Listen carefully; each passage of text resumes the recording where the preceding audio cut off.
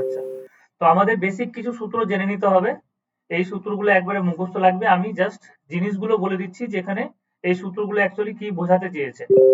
তোমরা এই সূত্র তো সকলেই করেছো, যে একটা জিনিস তোমরা সকলেই জানো যে আমরা ছোটবেলা থেকেই পড়ে আসছি যে দূরত্ব সমান হচ্ছে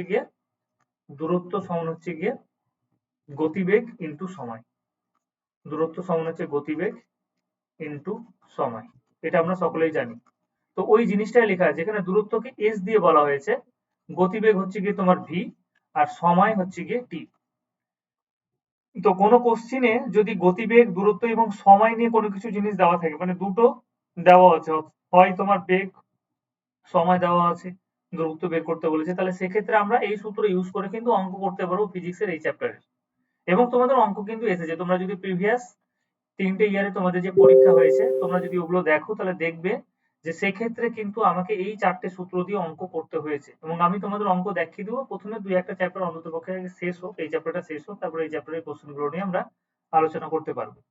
আচ্ছা, এবার আরেকটা সূত্র যেটা আছে সেটা হচ্ছে তোমাদের 2 নম্বর সূত্র, সেটা হচ্ছে ভি সমান হচ্ছে ইউ প্লাস এটি। আমি এই পাশে লিখে দিচ্ছি। একটা সূত্র হলো এটা, 2 নম্বর যেটা সূত্র সেটা হচ্ছে ভি সমান হচ্ছে ইউ প্লাস এটি। এগুলো কি বোঝাতে চাইছে, ঠিক আছে? আচ্ছা, প্রথমে 2 নম্বর সূত্রটা নিয়ে একটু আলোচনা করে নিই। আমরা পড়েছিলাম যে ত্বরণ, ত্বরণ মানে হচ্ছে বেগের পরিবর্তন বাই সময়। ত্বরণ মানে বেগের পরিবর্তন বাই সময়। কারোর জন্য যদি কোনো জিজ্ঞাসা থাকে তাহলে অবশ্যই জিজ্ঞেস করবে, হ্যাঁ, একটু কমিউনিকেট না হলে ভালো লাগে না। ত্বরণ মানে হচ্ছে বেগের পরিবর্তন বাই সময়, এটা আমরা সকলেই জানি, বেগের পরিবর্তন বাই সময়।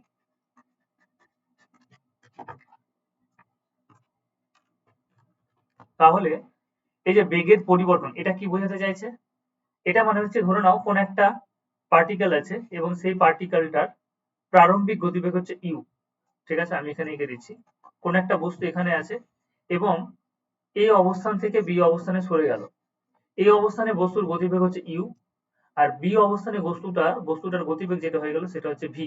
এবং ধরে নাও যে ভি হচ্ছে গ্রেটার দ্যান ইউ, ধরে নিলাম, কম হলেও অসুবিধা নেই, কিন্তু আমি ধরে নিলাম ভি হচ্ছে গ্রেটার দ্যান ইউ। তাহলে সেক্ষেত্রে বেগের পরিবর্তন যদি আমরা হিসাব করি তাহলে সেক্ষেত্রে কি করব, ভি মাইনাস ইউ। এবং এই যে বেগের পরিবর্তন হলে একটা নির্দিষ্ট সময় হয়েছে, টি সময় হয়েছে, তাহলে এই সময় দিয়ে আমরা ভাগ করে নিব এবং এটাকে আমরা কি বলবো, ত্বরণ বলবো। এটাই হচ্ছে কি ত্বরণ। তাহলে এখান থেকে যদি আমরা ক্রস ক্যালকুলেশন করি, এ নিচে কোনো কিছু নেই মানে 1 আছে, আমি যদি ক্রস ক্যালকুলেশন করি তাহলে ভি মাইনাস ইউ সমান হচ্ছে কি এটি হবে। দেয়ারফর আমি একটা সূত্র পাবো, ভি সমান হচ্ছে u plus a t. V সমান হচ্ছে ইউ প্লাস এটি। তাহলে কোনো জায়গায় যদি তোমাকে কোশ্চিন এরকম দেয় যে কোন একটি বস্তুর প্রারম্ভিক গতিবেগ হচ্ছে ইউ এবং টি সময় পরে এবং টি সময় ধরে এ ত্বরণ হলে, টি সময় ধরে যদি এ ত্বরণ থাকে বস্তুটির মধ্যে, তাহলে অন্তিম গতিবেগ কত হবে, বা অন্যভাবে কোশ্চিন জিজ্ঞেস করতে পারে, তখন আমরা কি করব, এই সূত্র দিয়ে অঙ্ক করব। অঙ্ক না করলে কিন্তু সূত্রগুলো বোঝা যায় না। তো আমাদের অঙ্ক করতে হবে, তাহলে আমরা সূত্রগুলো কিন্তু যখন অ্যাপ্লাই করতে শিখে যাব তখনই হচ্ছে কি তোমরা অঙ্কগুলো করতে পারবে। এবং অঙ্ক খুব বেশি কঠিন থাকে না, তোমাদের যে অঙ্কগুলো দেওয়া হয় 2-3টে অঙ্ক থাকে, অঙ্কগুলো কিন্তু সহজই থাকে। তাহলে এখানে ভি মানে হচ্ছে ফাইনাল ভেলোসিটি, ইউ মানে হচ্ছে ইনিশিয়াল ভেলোসিটি, এ মানে হচ্ছে ত্বরণ, আর টি মানে হচ্ছে গিয়ে সময়। আচ্ছা, নেক্সট আরেকটা সূত্র আছে, সেটা হচ্ছে গিয়ে এস, 3 নম্বর যেটা সূত্র, এস সমান হচ্ছে ইউটি প্লাস, এস সমান হচ্ছে ইউটি প্লাস হাফ এটি স্কয়ার। কি করে প্রমাণ হচ্ছে, প্রমাণটা আমার এখন জানার দরকার নেই, ঠিক আছে, কারণ প্রমাণ তোমাদের আসবেও না, ঠিক আছে, যেহেতু অবজেক্টিভ তোমাদের কোশ্চিন হবে, তাহলে সেক্ষেত্রে প্রমাণ তোমাকে জাস্ট অপশন টিক করতে হবে। এখানে এস মানে কি, এস মানে হচ্ছে দূরত্ব বা অতিক্রান্ত দূরত্ব, তুমি যেটা বলবে। এস মানে হচ্ছে অতিক্রান্ত দূরত্ব, এস মানে অতিক্রান্ত দূরত্ব। ইউ মানে একটু আগে বললাম, ইউ মানে হচ্ছে প্রারম্ভিক গতিবেগ, ইউ মানে হচ্ছে প্রারম্ভিক গতিবেগ, ইউ মানে প্রারম্ভিক গতিবেগ। টি মানে তো টাইম, টাইম মানে তোমরা জানো সময়, আর এ মানে হচ্ছে কি ত্বরণ। তাহলে কোন একটা কোশ্চিনে তোমার যদি এরকম থাকে যে প্রারম্ভিক গতিবেগ দেওয়া আছে, সময় দেওয়া আছে, ত্বরণ দেওয়া আছে, তাহলে ওই যে প্রারম্ভিক গতিবেগ এবং সময় নিয়ে কোন একটা বস্তু যদি, ওই ত্বরণটা নিয়ে যদি কোন একটা বস্তু চলে, প্রারম্ভিক গতিবেগ, ত্বরণ এবং একটা পার্টিকুলার সময় আমাকে বেঁধে দিয়েছে, তাহলে এত ত্বরণ নিয়ে টি সময় ধরে কোন একটা বস্তু যদি চলে এবং সেক্ষেত্রে বস্তুটা যদি প্রারম্ভিক গতিবেগ এত হয়, তাহলে সেক্ষেত্রে অতিক্রান্ত দূরত্ব কত হবে, তাহলে সেক্ষেত্রে আমরা এই সূত্র দিয়ে আমরা কিন্তু বের করতে পারবো। লাস্ট একটাই সূত্র এই চ্যাপ্টারের, আর সেটা হচ্ছে গিয়ে 4 নম্বর যেটা সূত্র তোমাদের বলা হয়েছে বইয়ে, যে ভি স্কয়ার সমান হচ্ছে u square v square minus u square সমান হচ্ছে 2as। এখানে ভি মানে হচ্ছে ফাইনাল ভেলোসিটি বলে দিলাম, ইউ মানে হচ্ছে প্রারম্ভিক ভেলোসিটি, প্রাথমিক গতিবেগ, এ মানে হচ্ছে ত্বরণ, আর এস মানে হচ্ছে অতিক্রান্ত দূরত্ব। এ মানে হচ্ছে অ্যাক্সেলারেশন বলে, অ্যাক্সেলারেশন মানে হচ্ছে ত্বরণ, আর এস মানে হচ্ছে তোমার অতিক্রান্ত দূরত্ব। তাহলে কোন একটা জায়গায় যদি অতিক্রান্ত দূরত্ব বের করতে বলে এবং ত্বরণ থাকে বস্তুটার মধ্যে, তাহলে সেক্ষেত্রে তোমার যদি যে কোনো একটা গতিবেগ বের করতে বলে, যে অন্তিম গতিবেগ কত, প্রারম্ভিক গতিবেগ কত, তাহলে সেক্ষেত্রে ডাটা যদি দেওয়া থাকে তাহলে আমরা অবশ্যই বের করতে পারবো। ঠিক আছে, তো অঙ্ক এখানে কিছু দেওয়া আছে, অঙ্কগুলো আমি এখন আলোচনা করব না। ঠিক আছে, আমি সূত্রগুলো জাস্ট তোমাদের বললাম। যখন আমরা একবারে এক্সারসাইজের শেষে চলে যাব, তখন সেক্ষেত্রে অনেক অঙ্ক আছে, তোমাদের মনে হয় 20-30টা মতো অঙ্ক আছে, তা আমি অঙ্কগুলো নিয়ে তখন আলোচনা করে নেব। আচ্ছা, এই 4টা সূত্র নিয়ে কারো কোনো আপত্তি আছে? বলো, বোঝা যাচ্ছে তো নাকি?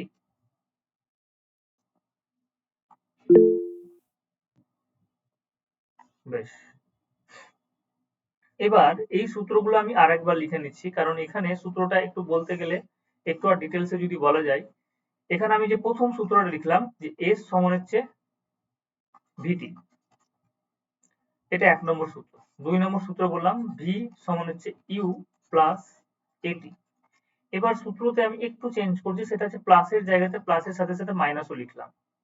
3 নম্বর সূত্র আমি লিখলাম যে এস সমান হচ্ছে u t plus minus half a t square, এবং 4 নম্বর সূত্র লিখলাম v square minus u square সমান হচ্ছে 2as। ঠিক আছে, বা ভি স্কয়ার সমান, তুমি এটাকে আরো ভালোভাবে লিখতে পারো, তোমাদের বই যেরকম লেখা আছে দেখো, এখানে এখানে প্রমাণ করে দিয়েছে যে ভি স্কয়ার সমান হচ্ছে ইউ স্কয়ার প্লাস 2as। এই যে যেখানে যেখানে ত্বরণ আছে সেখানে আমি প্লাস মাইনাস করলাম, যেখানে যেখানে ত্বরণ আছে, এ মানে অ্যাক্সেলারেশন মানে ত্বরণ, এ মানে হচ্ছে ত্বরণ, তাহলে যেখানে যেখানে ত্বরণ আছে সেখানে আমি প্লাস মাইনাস করলাম। এটার কারণ কি, আমরা শুধু যখন অঙ্ক করব তখন প্লাস ধরেই করব, আমি তবু একবার বলে দিচ্ছি, কারণ বাই চান্স যদি ওরা আবার দেখা হলো এখান থেকে কোশ্চেন করে নিল 4টা অপশন দিয়ে, তাহলে সেক্ষেত্রে আমরা কিভাবে করব, তাহলে মাইনাস দিয়েও থাকতে পারে অপশনে, তো সেই জন্য আমি এই জায়গাটা একটু বলে নিব আগে, যে প্লাস মানে হচ্ছে কোন একটা বস্তুর গতিবেগ বাড়ছে, মানে ত্বরণ আছে বস্তুটার মধ্যে, আর মাইনাস মানে কি, কোন একটা বস্তুর গতিবেগ হ্রাস পাচ্ছে সময়ের সাপেক্ষে, তখন সেক্ষেত্রে ওটা কি হয়ে যাবে, মন্দনে চলে আসবে। আমরা বলেছিলাম যে কোন একটা বস্তুর ঋণাত্মক ত্বরণকে আমরা মন্দন বলবো। মন্দন মানে কোন একটা বস্তুর আস্তে আস্তে গতিবেগ কি হবে, কমবে, আর ত্বরণ মানে কি হবে, একটা বস্তুর গতিবেগ আস্তে আস্তে বাড়বে। ত্বরণ থাকলে বস্তুটার গতিবেগ আস্তে আস্তে কি হয়ে যাবে, বেড়ে যাবে, আর মন্দন মানে কি হচ্ছে, বস্তুটার গতিবেগ আস্তে আস্তে কমবে। ঠিক আছে, এই হচ্ছে কি ব্যাপার। তাহলে প্লাস মাইনাস দিয়ে আমরা কি করছি, প্লাস দিয়ে রিপ্রেজেন্ট করছি যে ত্বরণ বোঝাচ্ছে, আর মাইনাস দিয়ে রিপ্রেজেন্ট করছি যে বস্তুটার মধ্যে মন্দন আছে। বেশ, এইটুকু তো হয়ে গেল তোমাদের। নেক্সট, এইখান থেকে কিন্তু কোশ্চেন এসেছে, এবং এখান থেকে কোশ্চেন হওয়ার মতো, এই তোমাদের গ্রাফ থেকে কিন্তু কোশ্চেন আসবে, একবারে 100% কোশ্চেন আসবে, কারণ আমি গ্রাফ থেকে কোশ্চেন দেখেছি, এই জায়গাটা বেশ সুন্দর বোঝার মতো, এবং এখান থেকে কোশ্চেন আসছে, তো একটু যদি জেনে রাখা যায় তাহলে কিন্তু আমরা করতে পারবো। প্রথম যেটা গ্রাফ দিয়েছে, বলেছে গতিবেগ বনাম সময় লেখচিত্র অঙ্কন করতে। ঠিক আছে, এবং 1 নম্বর যেটা গ্রাফ করব, সেই গ্রাফে কি বলা হয়েছে, যে সমবেগে গতিশীল বস্তুর ক্ষেত্রে লেখচিত্র কেমন হবে। ঠিক আছে, সমবেগে গতিশীল বস্তুর ক্ষেত্রে লেখচিত্র কেমন হবে, বা তোমাকে 4টা চিত্র দিয়ে দিবে, এবং এখানে তোমাকে বলবে যে এই যে গতিবেগ বনাম লেখচিত্র, এখানে বেগটা কেমন। ঠিক আছে, তাহলে এই ক্ষেত্রে দেখে নাও যে প্রথমে যেটা বলেছে সমবেগে গতিশীল বস্তুর ক্ষেত্রে লেখচিত্র কেমন, বা তোমাকে 4টা ছবি দিয়ে দিবে, ছবি দিয়ে বলবে সমবেগে গতিশীল বস্তুর ক্ষেত্রে লেখচিত্র কোনটি। তাহলে তুমি যদি না জানো তাহলে করতে পারবে না। এবার আমরা একটা জিনিস প্রথমে শিখে নিব, যখন আমাকে গতিবেগ বনাম সময় লেখচিত্র অঙ্কন করতে বলেছে। 1 মিনিট, হ্যাঁ, কেউ একজন জয়েন করবো মনে হয়। তো আমাকে যখন কেউ গতিবেগ বনাম সময় লেখচিত্র অঙ্কন করতে বলেছে, লেখচিত্র অঙ্কন করার নিয়ম কি আমি একটু বলে দিই। আমাকে বলল যে ভি বনাম টি লেখচিত্র অঙ্কন করো, ভি বনাম টি লেখচিত্র অঙ্কন করো। তাহলে এই যে যখন আমরা লেখচিত্র অঙ্কন করি তখন আমরা কার্টেসীয় তলে অঙ্কন করি এবং এক্ষেত্রে একটাকে আমরা এক্স অ্যাক্সিস বলি এবং একটাকে আমরা কি বলি ওয়াই অ্যাক্সিস বলি, এক্স অ্যাক্সিস বলি এবং ওয়াই অ্যাক্সিস বলি। তাহলে সেক্ষেত্রে এই যে লেখচিত্র আমাকে অঙ্কন করতে দিয়েছে ভি বনাম টি লেখচিত্র অঙ্কন, যেখানে ভি হচ্ছে গিয়ে কিসে আছে, সমবেগে আছে। আমাকে বলে দিয়েছে যে ভি হচ্ছে গিয়ে এই ভিটা হচ্ছে গিয়ে সমবেগের ক্ষেত্রে লেখচিত্র কি হবে, সমবেগ। সমবেগের ক্ষেত্রে তোমার লেখচিত্রটা কেমন আসবে সেটা আমাকে দেখাতে হবে। তাহলে একটা জিনিস খেয়াল রাখবে, যখন আমাকে কোনো লেখচিত্র অঙ্কন করতে বলবে তার মানে প্রথমে যেটা থাকবে সেটা সবসময় ওয়াই অ্যাক্সিসে আসবে। প্রথমে যেটা থাকবে সেটা সবসময় ওয়াই অ্যাক্সিসে থাকবে, তার মানে এই দিকটা হয়ে যাবে ভি, ঠিক আছে। আর পরেরটা কি আসবে, টি আসবে। তাহলে যখনই কোনো লেখচিত্র অঙ্কন করতে বলবে ফার্স্ট যেটা তোমাকে দিয়ে দেওয়া হবে তাহলে সেটা ওয়াই অ্যাক্সিস বরাবর আসবে এবং পরেরটা যেটা থাকবে সেটা সবসময় কি হবে, এক্স অ্যাক্সিস বরাবর আসবে। এবার লেখচিত্র অঙ্কনের ক্ষেত্রে আমরা এত এই যে এক্সট্রা এই যে হাতগুলো এগুলো আর নিই না, তখন তখন আমরা ছোট করে নিই, ছোট করে এটা এরকম করে এক্স অ্যাক্সিস এবং ওয়াই অ্যাক্সিস বোঝা গেলেই হলো। এটা ধরে নাও ওয়াই অ্যাক্সিস হয়ে গেল আর এটা ধরে নাও এক্স অ্যাক্সিস হয়ে গেল, ঠিক আছে। এটা হচ্ছে এক্স অ্যাক্সিস, এটা হচ্ছে ওয়াই অ্যাক্সিস। তাহলে এদিকে হয়ে যাবে ভি আর এদিকে হয়ে যাবে টি। এটা হচ্ছে মূল বিন্দু 0,0 বলে একটা মূল বিন্দু থাকে, যে এক্স অ্যাক্সিস এবং ওয়াই অ্যাক্সিস যেই পয়েন্টে ছেদ করে সেটাকে আমরা কি বলি, মূল বিন্দু বলবো। 0,0 মানে ওখানে এক্স এবং ওয়াই এর স্থানাঙ্ক কি হয়ে গেল, 0,0 হয়ে গেল।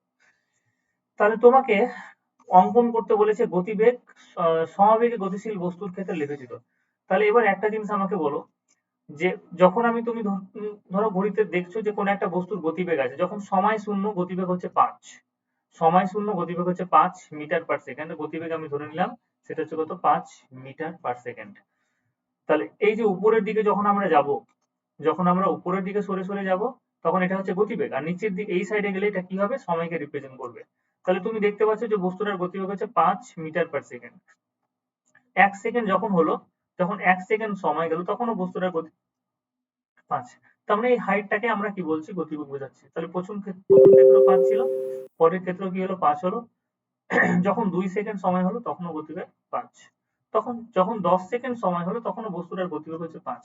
তার মানে আমরা যেটা পাচ্ছি, এই বিন্দুগুলোকে যদি পরপর একটা রেখা দিয়ে যুক্ত করি তাহলে একটা সরলরেখা হবে, একটা কি হবে, সরলরেখা হবে। সেই জন্য বলছি যে গতিবেগ সমবেগে গতিশীল বস্তুর ক্ষেত্রে গতিবেগ বনাম সময় লেখচিত্র কি হবে, একটা জাস্ট সরলরেখা হবে। সমবেগে গতিশীল বস্তুর ক্ষেত্রে গতিবেগ বনাম সময় যেটা লেখচিত্র হবে সেটা হচ্ছে একবারে একটা স্ট্রেট লাইন হবে, ঠিক আছে। কিন্তু যদি এরকম হয়ে যায় যে গতিবেগ বনাম সময় লেখচিত্র সমত্বরণে বলেছে, সমত্বরণে হওয়া মানে কি, বস্তুটার গতিবেগ আস্তে আস্তে কিন্তু ক্রমবর্ধমান, মানে বস্তুটার গতিবেগ আস্তে আস্তে বাড়ছে। তুমি যখন সময় 0 তখন গতিবেগ 0, যখন সময় 1 সেকেন্ড গতিবেগ হয়ে গেল তোমার ধরে নাও 5 মিটার পার সেকেন্ড, যখন সময় 2 সেকেন্ড গতিবেগ ধরে নাও 10 মিটার পার সেকেন্ড, সময় ধরে নাও যখন 5 সেকেন্ড তখন গতিবেগ ধরে নাও তোমার 20 মিটার পার সেকেন্ড। তাহলে এই বিন্দুগুলোকে যদি আমরা একটা স্ট্রেট লাইন দিয়ে যোগ করি তাহলে সেক্ষেত্রে এই লেখচিত্র যেটা আসবে সেটা হচ্ছে গিয়ে ক্রমবর্ধমান কি হবে, বেগের ক্ষেত্রে আসবে। বা আমরা বলবো ক্রমবর্ধমান বেগটাকে আমরা বলবো যে বেগ কেন বাড়ছে, এই ত্বরণের জন্য বলছে, সমত্বরণে। তাহলে সমত্বরণের ক্ষেত্রে লেখচিত্র কেমন হবে, মূল বিন্দুগামী একটি সরলরেখা। সমত্বরণের ক্ষেত্রে লেখচিত্র কেমন হবে, মূল বিন্দুগামী সরলরেখা। পরেরটা কি বলেছে, বলেছে গতিবেগ বনাম সময় লেখচিত্র প্রারম্ভিক বেগ যুক্ত। প্রারম্ভিক বেগ মানে কি, ইনিশিয়ালি যখন একটা পার্টিকুলার গতিবেগ আছে, যে কোনো একটা অবজেক্টের পার্টিকুলার একটা গতিবেগ আছে, ধরে নাও এখানে একটা বস্তু আছে এবং এই বস্তুটার গতিবেগ হচ্ছে 2 মিটার পার সেকেন্ড, ঠিক আছে, এই বস্তুটার গতিবেগ হচ্ছে 2 মিটার পার সেকেন্ড, প্রারম্ভিক বেগ যুক্ত। মানে যখন সময় 0 তখন গতিবেগ কিন্তু একটা আছে ওর, সেটা হচ্ছে 2 মিটার পার সেকেন্ড। এবার কি হলো, আমাকে বলেছে প্রারম্ভিক, বলছে গতিবেগ বনাম সময় লেখচিত্র যেখানে প্রারম্ভিক বেগ কিন্তু আছে, প্রারম্ভিক গতিবেগ যেটা হচ্ছে সেটা হচ্ছে গিয়ে 2 মিটার পার সেকেন্ড। তাহলে সেক্ষেত্রে যদি এবার যদি বস্তুটা সমত্বরণে থাকে তাহলে সেক্ষেত্রে কি হয়ে যাবে, আস্তে আস্তে গতিবেগ বাড়তেই থাকবে। এই যেগুলো গতিবেগ দেখো এটা হচ্ছে গতিবেগ, গতিবেগকে বোঝাচ্ছে, ওয়াই অ্যাক্সিস গতিবেগকে বোঝাচ্ছে, তাহলে গতিবেগ আস্তে আস্তে কি হচ্ছে, বাড়তেই আছে। তাহলে যখন গতিবেগ বনাম সময় লেখচিত্র আমরা অঙ্কন করব প্রারম্ভিক বেগযুক্ত, যখন বেগ থাকবে তখন সেক্ষেত্রে লেখচিত্রটা মূল বিন্দুগামী হবে না, সেক্ষেত্রে লেখচিত্রটা কিন্তু মূল বিন্দু থেকে উপর একটা পয়েন্ট দিয়ে যাবে। আচ্ছা, এবার বলেছে গতিবেগ বনাম সময় লেখচিত্র কিন্তু সেটা হচ্ছে অসমত্বরণ। অসমত্বরণ মানে হচ্ছে বেগ বাড়ছে, বেগ বাড়ছে এবং বাড়া কমাটা আমি ঠিক বুঝতে পারছি না। মানে কি হচ্ছে অসম ত্বরণ মানে হচ্ছে কোনো সময় দেখা গেল ত্বরণ বলেছে না, তাহলে কোনো সময় দেখা গেল 2 মিটার পার সেকেন্ড বাড়লো 1 সেকেন্ডে, কিন্তু কোনো সময় দেখা গেল 10 মিটার পার সেকেন্ড গতিবেগ বেড়ে গেল। ঠিক আছে, তাহলে গতিবেগ বনাম সময় লেখচিত্র, এখানেও এটা কি আছে প্রারম্ভিক বেগযুক্ত আছে। এবং অসম ত্বরণ কেন হচ্ছে, যে প্রথমে গতিবেগ ধরে নাও, এটা ধরে নাও 2 মিটার বেড়েছে, 2 মিটার পার সেকেন্ড, পরে দেখা গেল 10 মিটার পার সেকেন্ড হয়ে গেল, তারপরে হচ্ছে 20 মিটার পার সেকেন্ড হয়ে গেল। তাহলে অসম ত্বরণের ক্ষেত্রে লেখচিত্র কি হচ্ছে, এরকম একটা তোমার কার্ভ আকারে আসছে। চন্দ্রিকা কোনো কিছু বলবে?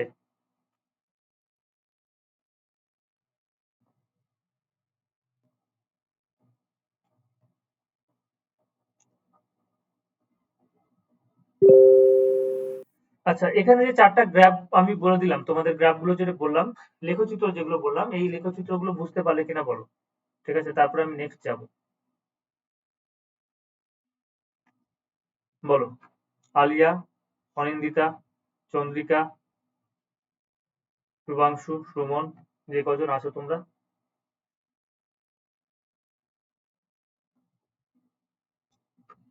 স্যার, দুটো লেখচিত্র দেখালেন, যেটা গতিবেগ বনাম সময়। হ্যাঁ, গতিবেগ বনাম সময়। বলো, দুটো না, এখানে তো দেখো ওটা দুটোই 4টে আছে, একটা, দুটো, তিনটে, চারটা লেখচিত্র আছে। 4টা লেখচিত্রের মধ্যে প্রথমটা হচ্ছে গিয়ে সমবেগে। সমবেগের ক্ষেত্রে কি হবে, একটা জাস্ট সরলরেখা হবে। সমবেগের ক্ষেত্রে সরলরেখা হবে। কিন্তু তোমাকে যদি বলে সমত্বরণে গতিবেগ বনাম সময় লেখচিত্র সমত্বরণের ক্ষেত্রে মূল বিন্দুগামী একটা সরলরেখা হবে। কারণ বেগ আস্তে আস্তে বাড়তে থাকছে, এই হাইটটাকে আমরা বেগ বলবো, বেগ আস্তে আস্তে কি হচ্ছে বাড়তে থাকছে, এটা হচ্ছে সমত্বরণ। এবার বলেছে প্রারম্ভিক বেগযুক্ত।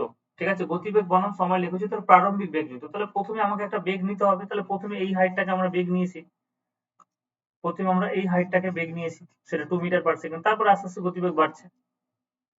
আর এটা হচ্ছে, তারপরে এটা হচ্ছে গিয়ে অসম ত্বরণ যুক্ত। অসম ত্বরণ মানে কি, কোনো সময় দেখা গেল তোমার 2 মিটার পার সেকেন্ড গতিবেগ বাড়লো, কোনো সময় দেখা গেল তোমার 2 মিটার পার সেকেন্ড গতিবেগ বাড়লো, এটা হচ্ছে 2 মিটার পার সেকেন্ড এই পয়েন্টে, এই পয়েন্টে হয়ে গেল 5 মিটার পার সেকেন্ড, এই পয়েন্টে হয়ে গেল 10 মিটার পার সেকেন্ড, তাহলে অসম ত্বরণই বাড়ছে, তখন লেখচিত্রটা কি হবে, এরকম হবে।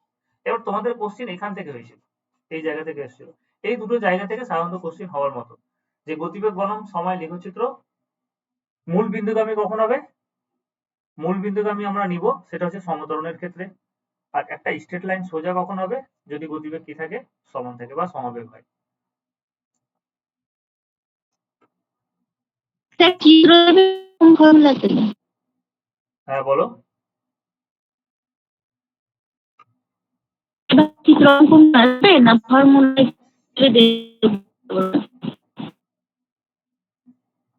কথাগুলো কাটা কাটা আসছে গো, কিছু বুঝতে পারলো না তোমার কথা।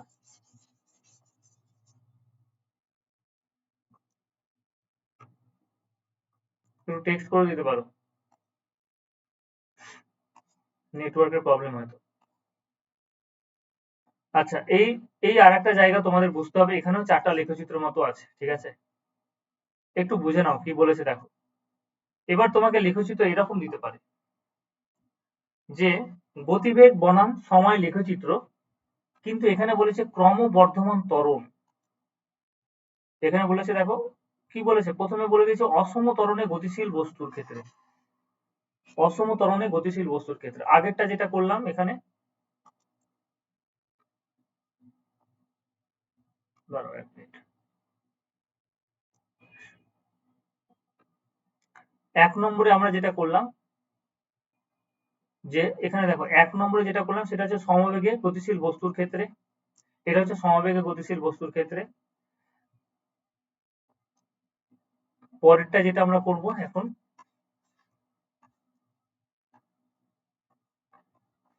এখন যেটা এটা যেটা করছি, এখানে 2 নম্বরটা বাদ দাও, 2 নম্বরে শুধুমাত্র নতির কথা বলা হয়েছে, নতিটা আমি বলে দিচ্ছি।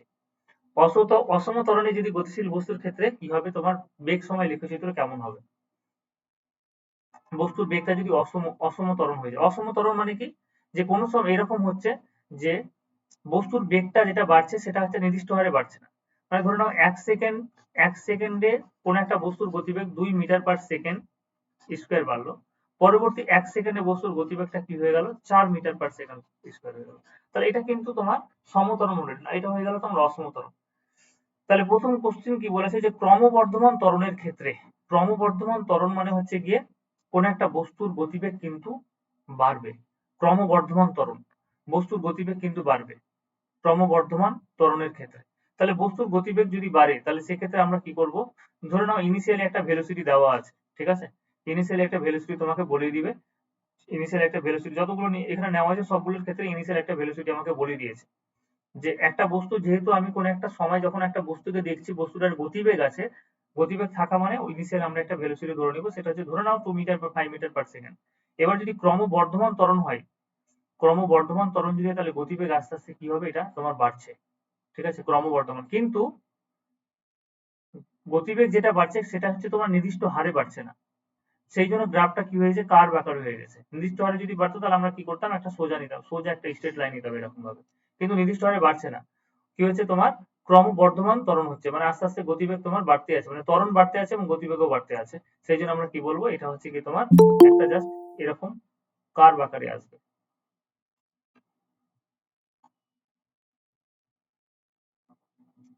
আচ্ছা, পরেরটা কি বলেছে, পরেরটা বলেছে যে ক্রম হ্রাসমান। তাহলে এবার বলো এটার উল্টোটা হবে, ক্রম হ্রাসমান যদি বলে তাহলে হিসাব মতো গতিবেগটা কি হবে, আস্তে আস্তে আস্তে আস্তে এরকম কমতে থাকবে। একবারে তো গতিবেগ কমবে না, ঠিক আছে, একবারে তো গতিবেগ কমবে না, ক্রম হ্রাসমান ত্বরণের ক্ষেত্রে বলেছে। তাহলে দাদা ক্রম হ্রাসমান যদি হয় তাহলে সেক্ষেত্রে গতিবেগ কি হয়ে যাবে, আস্তে আস্তে এরকম ভাবে তোমার কমতে থাকবে। দেখো এই স্ট্রেট লাইনটা যদি আমরা বলি, এটা হচ্ছে সোজা স্ট্রেট লাইন, এটা মানে কি বোঝাচ্ছে, এটা মানে বোঝাচ্ছে বস্তুটার গতিবেগ কিন্তু একবারে প্রারম্ভিক বেগ আছে একটা নির্দিষ্ট, এবং গতিবেগ আস্তে আস্তে যেটা বাড়ছে সেটা হচ্ছে একটা নির্দিষ্ট হারে বাড়ছে, প্রতি সেকেন্ডে ধরে না 2 মিটার পার সেকেন্ড, তাহলে সেক্ষেত্রে কি হয়ে যাবে, স্ট্রেট লাইন হবে। যদি আমাকে বলে যে ক্রমবর্ধমান ত্বরণ তাহলে সেক্ষেত্রে এরকম ভাবে ঘুরে যাবে। কিন্তু যদি বলে ক্রম হ্রাসমান ত্বরণ, দেখো আস্তে আস্তে কি হয়েছে ত্বরণ, এখানে গতিবেগ কি হচ্ছে, এখানে ম্যাক্সিমাম হয়েছিল, তারপরে আস্তে আস্তে আস্তে আস্তে কি হয়ে গেল, কমতে শুরু করলো। তাহলে এটা হয়ে গেল তোমার ক্রম হ্রাসমান ত্বরণের ক্ষেত্রে। আচ্ছা, নেক্সট কি বলেছে যে ক্রম হ্রাসমান মানে ত্বরণ মানে কি, যেটা কি করবে, যেই ত্বরণটা বস্তুর গতিবেগটাকে আস্তে আস্তে তোমার কমিয়ে দিচ্ছে। এবার বলেছে সমমন্দনে, সমমন্দনে গতিশীল বস্তুর ক্ষেত্রে, সমমন্দন মানে কি, সমমন্দনে বস্তুর সমমন্দনে গতিশীল বস্তুর ক্ষেত্রে আমরা কি করব, যে তুমি বুঝতেই পারছো যে এখানে একটা পার্টিকুলার গতিবেগ আমাকে বলে দিয়েছে যে কোনো একটা বস্তুর গতিবেগ এখানে ধরে নিন 5 মিটার পার সেকেন্ড। এবার সমমন্দন যদি হয় তাহলে বস্তুর গতিবেগ তো আস্তে আস্তে কমবে গো, এবং একটা নির্দিষ্ট হারে কমছে। নির্দিষ্ট হারে কমা মানে আমি যদি এখানে এরকম ভাবে ব্লক করে দিই লাইন দিয়ে, তাহলে প্রত্যেক ক্ষেত্রে ধরে নাও 2 মিটার পার সেকেন্ড স্কয়ার করে ত্বরণ কমে যাচ্ছে, 2 মিটার পার সেকেন্ড স্কয়ার করে ত্বরণ কমে যাচ্ছে, তাহলে ত্বরণ কমতে কমতে কমতে কমতে একটা সময় পরে বস্তুটার গতিবেগ কত হয়ে যাচ্ছে, 0 হয়ে যাচ্ছে। যদি আমাকে বলে সমত্বরণ অথবা যদি আমাকে বলে সমমন্দন, তাহলে সেক্ষেত্রে লেখচিত্র কি হয়ে যাবে, ত্বরণের ক্ষেত্রে আমরা কি করতাম, এরকম ভাবে স্ট্রেট লাইন নিতাম, কিন্তু মন্দনের ক্ষেত্রে আমরা কি করব, নিচে স্ট্রেট লাইনটা নিব, ঠিক আছে। আচ্ছা, এটা তো হয়ে গেল 2.12, 2.12 হয়ে গেল। এবার দেখে নাও 5 নম্বর বলেছে যে এবার মন্দনের কথা বলেছে, অসম মন্দন। অসম মন্দন যদি হয়, এখানে অসম মন্দনকে আবার দুই ভাগে ভাগ করেছে, একটা হচ্ছে ক্রমবর্ধমান মন্দন আর একটা হচ্ছে ক্রম হ্রাসমান মন্দন। ক্রমবর্ধমান মন্দন মানে কি হয়ে যাবে, আচ্ছা এটাকে আমরা এই লেখচিত্রটাকেই যদি এরকম ভাবে নিই, এটাকে আমি এখানে এঁকে দেখাচ্ছি, দেখো তাহলে হয়তো ক্লিয়ার হবে। আমরা বললাম যে যখন সমমন্দনে কোন একটা বস্তু, সমমন্দনে দেখো 4 নম্বর যেটা আমরা করলাম, যে সমমন্দনে কোন একটা বস্তু যদি নামে তাহলে এটাকে মন্দনটাকে রিপ্রেজেন্ট করবে, কারণ বস্তুটার প্রারম্ভিক একটা গতিবেগ আছে সেটা হচ্ছে 5 মিটার পার সেকেন্ড। আচ্ছা, এটা হচ্ছে মন্দন, যে এদিকে ভি আর এদিকে হচ্ছে টি, বস্তুটার গতিবেগ কি হচ্ছে, আস্তে আস্তে কমতে আছে। এবং সমমন্দন যেহেতু বলেছে মানে পার সেকেন্ডে বস্তুটার গতিবেগ 2 মিটার পার সেকেন্ড করে যে কমছে, এটা প্রতি সেকেন্ডে কমছে বস্তুটার গতিবেগ, তাহলে সমমন্দন হলে কি হয়ে গেল, একটা স্ট্রেট লাইন হয়ে গেল সোজা। কিন্তু যদি সমত্বরণ বলতো তাহলে কি করতাম, উপরের দিকে বাড়াতাম, এটা একটা স্ট্রেট লাইন হতো, এরকম ভাবে উপরের দিকে বাড়তাম, প্রারম্ভিক বেগ থাকতো এবং কি হচ্ছে বস্তুটার গতিবেগ আস্তে আস্তে বাড়ছে এবং নির্দিষ্ট হারে বাড়ছে, সেই জন্য সমত্বরণ হলে আমরা উপরের দিকে করতাম।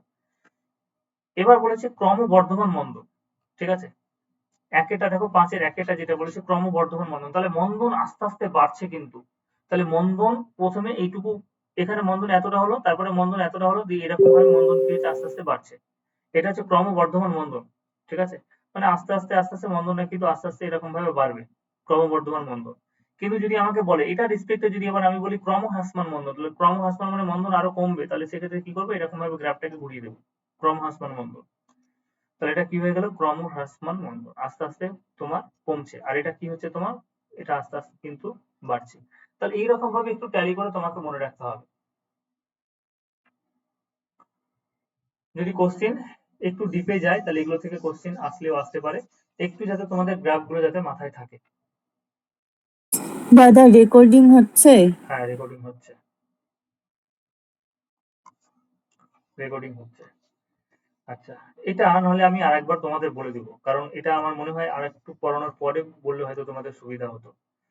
আচ্ছা, এটা থাক, এটা আমি তোমাদের আরেকবার বলে দেবো। এখানে আরেকটা জিনিস বলার আছে যে এই নথি ব্যাপারটা তোমাদের একটু বলি, নথি ব্যাপারটা একটু বলি। এখানে দেওয়া আছে যে এই জায়গা থেকে কোশ্চিন হতে পারে, এবং আমি কিছু সেটের মনে হয় এই জায়গাটা একজন কোশ্চিন দিয়েছিল মনে হয়, এই জায়গা থেকে আমি কোশ্চিন দেখেছি যে এই যে বেগ সময় লেখচিত্রর যেটা ক্ষেত্রফল, ঠিক আছে, তোমাকে বলবে যে সমবেগে গতিশীল বস্তুর ক্ষেত্রে বেগ সময় লেখচিত্রের যেটা ক্ষেত্রফল, এটা হচ্ছে বেগ সময় লেখচিত্রে, এইটুকু হচ্ছে ক্ষেত্রফল। এই ক্ষেত্রফলটা কি, এই ক্ষেত্রফলের মাধ্যমে আমরা কি পাবো, ঠিক আছে, তাহলে দেখে বুঝতে পারছো এটা হচ্ছে একটা আয়তক্ষেত্র। আমরা যদি ড্র করি তাহলে এটা একটা আয়তক্ষেত্র হয়ে যাচ্ছে। তাহলে বেগ সময় লেখচিত্র মানে ভি বনাম টি লেখচিত্র, তাহলে এই সাইডটা হচ্ছে ভি আর এটা হচ্ছে টি। এবার এটা হচ্ছে আয়তক্ষেত্রের ক্ষেত্রফল। এবার মানে ভি এর সাথে আমি কি করেছি, টি কে গুণ করেছি, আর একটু আগে তোমাদের বললাম যে ভি ইন্টু টি মানে গতিবেগের সাথে সময় গুণ করলে কি হয়ে যায়, সেটা কিন্তু অতিক্রান্ত দূরত্ব হয়। তাহলে বেগ সময়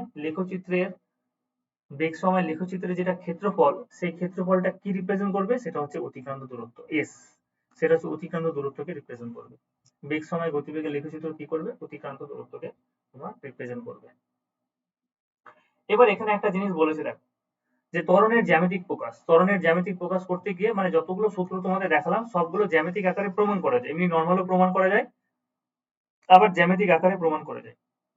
তো জ্যামিতিক আকারে প্রমাণ করতে গিয়ে আমরা যে ত্বরণ পাচ্ছি, সেই ত্বরণটাকে আমরা কিভাবে প্রকাশ করতে পারবো, ঠিক আছে, সেই ত্বরণটাকে আমরা কিভাবে প্রকাশ করতে পারবো, বা তোমাকে এরকম বলবে যে গতিবেগ বনাম লেখচিত্রের, গতিবেগ বনাম লেখচিত্রের গতিবেগের নতি, গতিবেগের নতি কি রিপ্রেজেন্ট করে, ঠিক আছে। তাহলে এই জায়গাটা বলে দিই, ধরে নাও একটা বস্তুর প্রারম্ভিক গতিবেগ কত আছে, প্রারম্ভিক গতিবেগ হচ্ছে ইউ।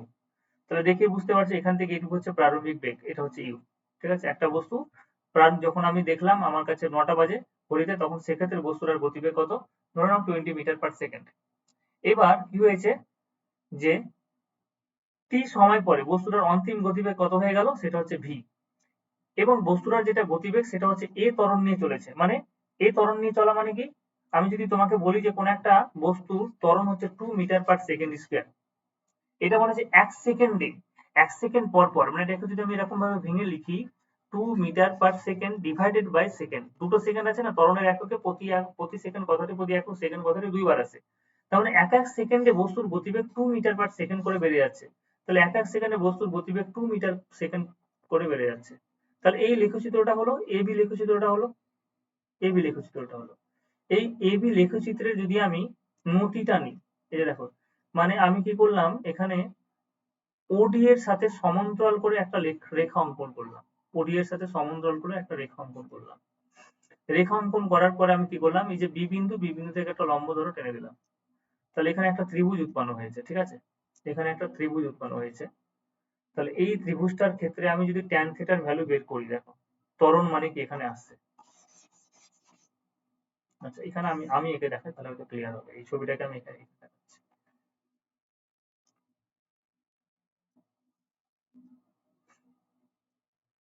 তোমাদের তোমাদের এগুলো শুধু একবার একবার এগুলো বুঝে নাও এখন, আর বারবার একটু খুলে খুলে বইটা দেখবে যে এগুলো এই গ্রাফগুলো অ্যাকচুয়ালি কি রিপ্রেজেন্ট করতে চেয়েছে। এটা হচ্ছে ইউ হচ্ছে প্রারম্ভিক বেগ, মানে এখান থেকে এতটা। ধরে নাও বস্তুটা সমত্বরণে চলছে, তাহলে সমত্বরণের লেখচিত্র তোমাদের বললাম যে এরকম হবে। তা আমি কি করলাম, এই বিন্দু দিয়ে একটা সমান্তরাল সরলরেখা করলাম, তাহলে এদিকে হচ্ছে ইউ, এদিকে হচ্ছে টি, এটা টি রিপ্রেজেন্ট করছে। এখান থেকে যদি একটা সমতল সরলরেখা নিই তাহলে এটা হচ্ছে সমতল সরলরেখা। এবার এই বিন্দু থেকে আমি একটা লম্ব টেনে দিলাম। বস্তুটার গতিবেগ দেখো, প্রারম্ভিক গতিবেগ হচ্ছে ইউ, প্রারম্ভিক গতিবেগ হচ্ছে ইউ এবং অন্তিম গতিবেগ কত হলো, এই বিন্দু পর্যন্ত হলো। এটা হচ্ছে গতিবেগের রেখাচিত্র কিন্তু রিপ্রেজেন্ট করা হয়েছে। এটা বি বিন্দু পর্যন্ত গেছে। তাহলে তুমি দেখেই বুঝতে পারছো এখান থেকে এইটুকু হচ্ছে প্রারম্ভিক গতিবেগ। এটা যদি ইউ হয় তাহলে এটাও ইউ হবে। এটা হচ্ছে প্রারম্ভিক গতিবেগ। অন্তিম গতিবেগ কোনটা? অন্তিম গতিবেগ হচ্ছে এটা। লাস্ট পর্যন্ত বি বিন্দু পর্যন্ত গেছে, তাহলে অন্তিম গতিবেগ হচ্ছে এটা। তাহলে ত্বরণ মানে কি বললাম? ত্বরণ মানে হচ্ছে বেগের পরিবর্তন বাই সময়। তাহলে বেগের পরিবর্তন, এই কোণটা ধরে নাও তোমার থিটা। তাহলে বেগের পরিবর্তন মানে কত হয়ে গেল? V minus u. অন্তিম গতিবেগ ভি এবং প্রারম্ভিক গতিবেগ হচ্ছে ইউ ডিভাইডেড বাই টি। এবার এই যে V minus you by T এটা আমরা পাচ্ছি, এটাকে আমরা এরকম ভাবে লিখতে পারবো ট্যান থিটা। এবার তোমরা যদি বলো যে এরকম কেন লেখা যাচ্ছে, কারণ ট্যান থিটা মানে ট্রাইগোনোমেট্রি যখন আমরা করব, ট্যান থিটা মানে হচ্ছে লম্ব বাই ভূমি, ঠিক আছে?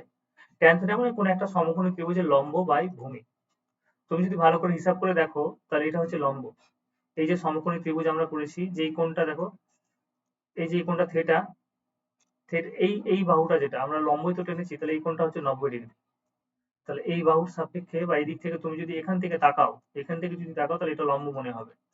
তো লম্বের মান কত? লম্বের মান হচ্ছে কি এইটুকুর মান। লম্বের মান মানে হচ্ছে এইটুকুর মান, এইটুকু, এইটুকুর মান, এটা হচ্ছে লম্ব। তো এইটুকুর মান কি করে পাবো? যে পুরোটা থেকে আমি ভি থেকে যদি ইউ কে বাদ দিয়ে দিই, এটা এই যে এই পোর্শনটুকুর মান কত? V minus you. ভি থেকে যদি ইউ কে বাদ দিয়ে দিই তাহলে কি পেয়ে যাব আমরা? লম্বর দৈর্ঘ্যটা পেয়ে যাব। তো লম্ব পেয়ে গেলাম। এটা হচ্ছে গিয়ে, এটা কি? এটা হচ্ছে টাইম টি। তাহলে এটা হচ্ছে টাইম টি। এটা যদি টি হয় তাহলে এটাও টি রিপ্রেজেন্ট করবে বা এইটুকুর মান টি হবে। এখান থেকে এইটুকু যদি টি হয় তাহলে এখান থেকে এটাও কি হবে? টি হবে। এখান থেকে এইটুকু কি হবে? তোমার টি হবে। তার মানে তোমাকে বলবে যে বেগ সময় লেখচিত্রের, বেগ সময় লেখচিত্রের নতি, বেগ সময় লেখচিত্রের নতি কি রিপ্রেজেন্ট করে, বা বেগ সময় লেখচিত্রের নতি যেই কোণে নত, নতি মানে হচ্ছে যেই কোণে নত, এখানে থেটা কোণে নত, ঠিক আছে? থেটা কোণে নত, তার ট্যান থেটা মানে কি? ট্যান থেটা তাহলে কি রিপ্রেজেন্ট করলো? সেটা হচ্ছে ত্বরণ। তাহলে বেগ সময় লেখচিত্রের নতি ত্বরণকে বোঝায় বা ত্বরণকে রিপ্রেজেন্ট করে। ব্যাপারটা বোঝা গেল? শুধুমাত্র একটাই কোশ্চিন হলে হয় এখান থেকে হবে, সেটা হচ্ছে এটা, যে বেগ সময় লেখচিত্রের নতি থেকে আমরা কি পাই? সেটা হচ্ছে কি ত্বরণ পাই। আর ২ নম্বর হচ্ছে গিয়ে যে কোনো একটা বস্তুর গতিবেগ না, বলবে সমাবেগে গতিশীল বস্তুর ক্ষেত্রে, সমাবেগে গতিশীল বস্তুর ক্ষেত্রে আয়তক্ষেত্রের ক্ষেত্রফল কি রিপ্রেজেন্ট করে? আয়তক্ষেত্রের ক্ষেত্রফল দিয়ে আমরা কি পাবো? তাহলে আয়তক্ষেত্রের ক্ষেত্রফল দিয়ে আমরা কি পাবো? অতিক্রান্ত দূরত্ব পাবো। দুটো কোশ্চিন পেলাম। আর এর আগে শুধুমাত্র আমরা কিছু লেখচিত্র জানলাম। চলো, এগুলো আর তোমাদের দরকার নেই, এগুলো আমাদের আর পড়তে হবে না, তোমাদেরও দেখার দরকার নেই। আমরা এবার সমবেগে সরলরেখার গতির ক্ষেত্রে কি আছে দেখি। আচ্ছা, এটাও দরকার নেই তোমাদের, এখানে কিছু এমসিকিউ কোশ্চিন দিয়েছে, ঠিক আছে? এই জায়গাগুলো দরকার নেই। এখানে কিছু এমসিকিউ কোশ্চিন দিয়েছে, এই এমসিকিউ কোশ্চিন গুলো একটু দেখে নিই, ঠিক আছে? এগুলো তোমাদের দায়িত্ব, আমরা একবার এক্সারসাইজে চলে আসবো। এখানেও কিছু এমসিকিউ কোশ্চিন দেওয়া আছে, যেগুলো বুঝতে পারবে না সেগুলো বাদ। যদি 4 নম্বর বুঝতে না পারো বা 5 নম্বর বুঝতে না পারো, এই জায়গাগুলো যদি বুঝতে না পারো তাহলে এগুলো বাদ, এগুলো আমি পরে বুঝিয়ে দেবো, কোনো অসুবিধা নেই। যে জিনিসগুলো আমাদের এখন বুঝতে হবে সেই জিনিসের ক্ষেত্রে আমরা একটু চলে আসি, কারণ ওখান থেকে যেগুলো ইম্পর্টেন্ট আছে, যেগুলো থেকে কোশ্চিন হয়, সেই প্রশ্নগুলো আগে দেখে নিই। এবার দেখো চলে এসেছে নিউটনের প্রথম গতিসূত্র। নিউটনের প্রথম গতিসূত্র থেকে কিন্তু অনেক কোশ্চিন আছে। প্রথম গতিসূত্র কি বলেছে দেখো নিউটনের,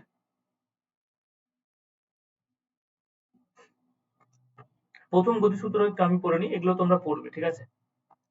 এগুলো তোমরা পড়ে নিবে, কারণ এগুলো পড়লে আবার সময় চলে যাবে। এগুলোতে তেমন কোনো কিছু নেই, তবু একটু তোমরা পড়ে নিও।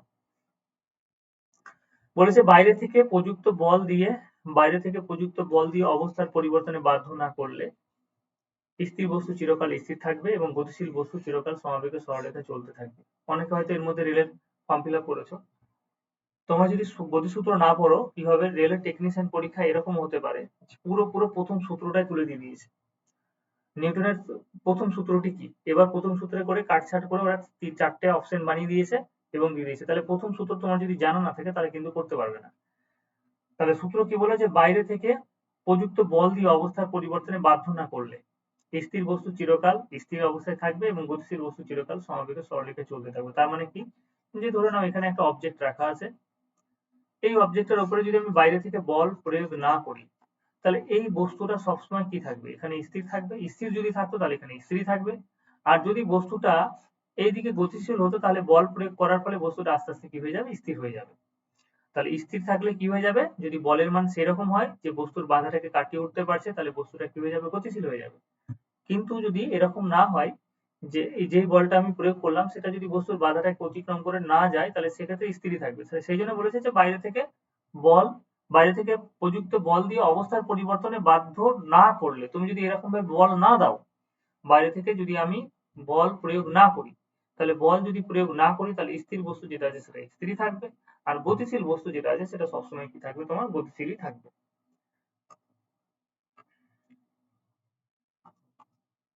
তাহলে প্রথম গতিসূত্র থেকে আমরা কি পেলাম,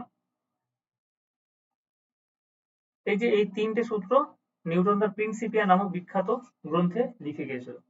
ঠিক আছে, আর একটা কোশ্চেন হচ্ছে গিয়ে যে বস্তুর বেগ, এই কোশ্চেনটাও বেশ সুন্দর, এখান থেকে কোশ্চেন হতে পারে। আর একটা কোশ্চেন দেখো কি বলেছে, যে বস্তুর বেগ আলোর বেগের সঙ্গে তুলনীয় হলে, কোন একটা বস্তুর বেগ যদি আলোর বেগের সমান হয়ে যায়, কোন একটা বস্তুর গতিবেগ যদি আলোর বেগের সাথে সমান হয়ে যায়, যে বস্তুর বেগ আলোর বেগের সঙ্গে তুলনীয় হলে,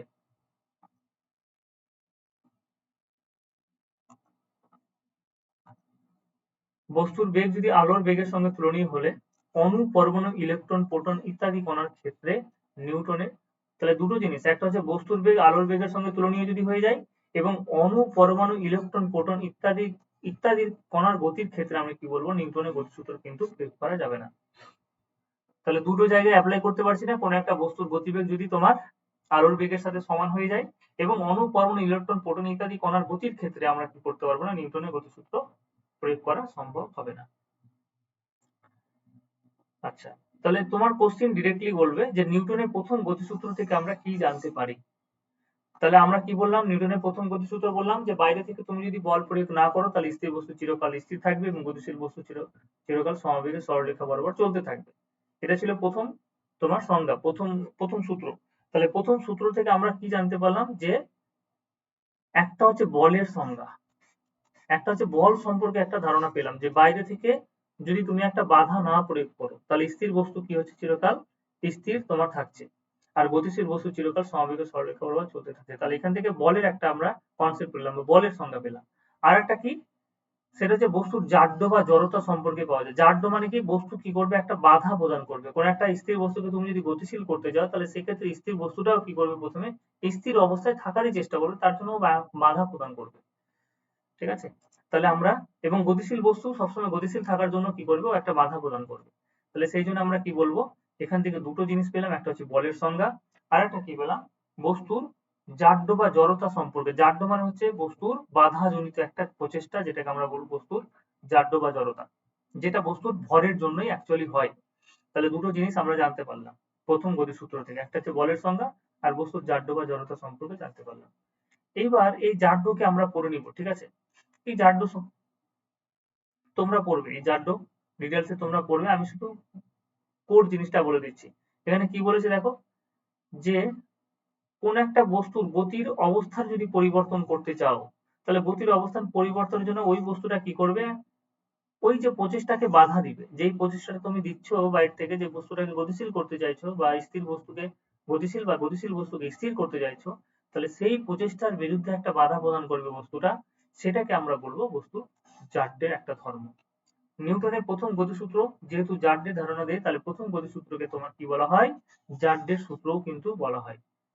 তাহলে জাড্য কি অ্যাকচুয়ালি, যে মৌলিক ধর্মের জন্য কোনো বস্তু তার স্থিতি বা গতির অবস্থা বজায় রাখতে চেষ্টা করে, সেই ধর্মকে বলা হয় বস্তুটির কি হচ্ছে, জাড্য বা জড়তা।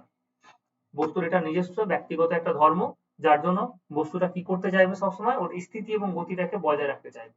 স্থিতি থাকলে স্থির অবস্থায় থাকতে চাইবে, এবং গতিশীল থাকলে গতিশীল অবস্থায় থাকার চেষ্টা করবে। জাড্যকে আমরা কয় ভাগে ভাগ করব, একটা হচ্ছে স্থিতি জাড্য, একটা হচ্ছে গতি জাড্য, এবং এখান থেকে উদাহরণ কিন্তু আসে, প্রচুর কোশ্চেন আসে এখান থেকে। একটা হচ্ছে স্থিতি জাড্য এবং গতি জাড্য। স্থিতি জাড্য মানে কি, যে ধর্মের জন্য স্থির জড় বস্তু তার স্থির অবস্থা বজায় রাখার চেষ্টা করে। ধরে নাও কোনো একটা অবজেক্ট এখানে পড়ে আছে, তাহলে এ যতক্ষণ না তুমি বাইরে থেকে বাধা প্রদান করছো, ঠিক আছে, তার বাধা প্রদান করলেও প্রথমে স্থির অবস্থায় থাকার চেষ্টা করবে। তাহলে যে ধর্মের জন্য স্থির জড়বস্তু তার স্থির অবস্থা বজায় রাখার চেষ্টা করে তাকে স্থিতিজাড্য বলবো। আর গতিজাড্য মানে কি, যে ধর্মের জন্য এই গতিশীল বস্তু তার গতি অবস্থা বজায় রাখার চেষ্টা করে তাকে গতিজাড্য বলবো। এই কনসেপ্ট দিয়েই আমরা কিন্তু এখানে কিছু এক্সাম্পল আছে, তার মধ্যে সব থেকে বেস্ট যেটা এক্সাম্পল সেটা হচ্ছে কি এটা, যাত্রীবাহী গাড়ি। আচ্ছা, যারা ক্লাস করছো বোঝা যাচ্ছে তো নাকি? অনিন্দিতা, চন্দ্রিকা, শুভাংশু, সুমন, আলিয়া, না কোনো সমস্যা হচ্ছে বলো? হ্যাঁ স্যার, হ্যাঁ বুঝতে পারছি। বেশ। হ্যাঁ স্যার বোঝা যাচ্ছে। অফলাইন থেকে স্লো পড়াচ্ছি না? কেউ যেন এর আগের দিন বলেছিল যে খুব তাড়াতাড়ি পড়াচ্ছি।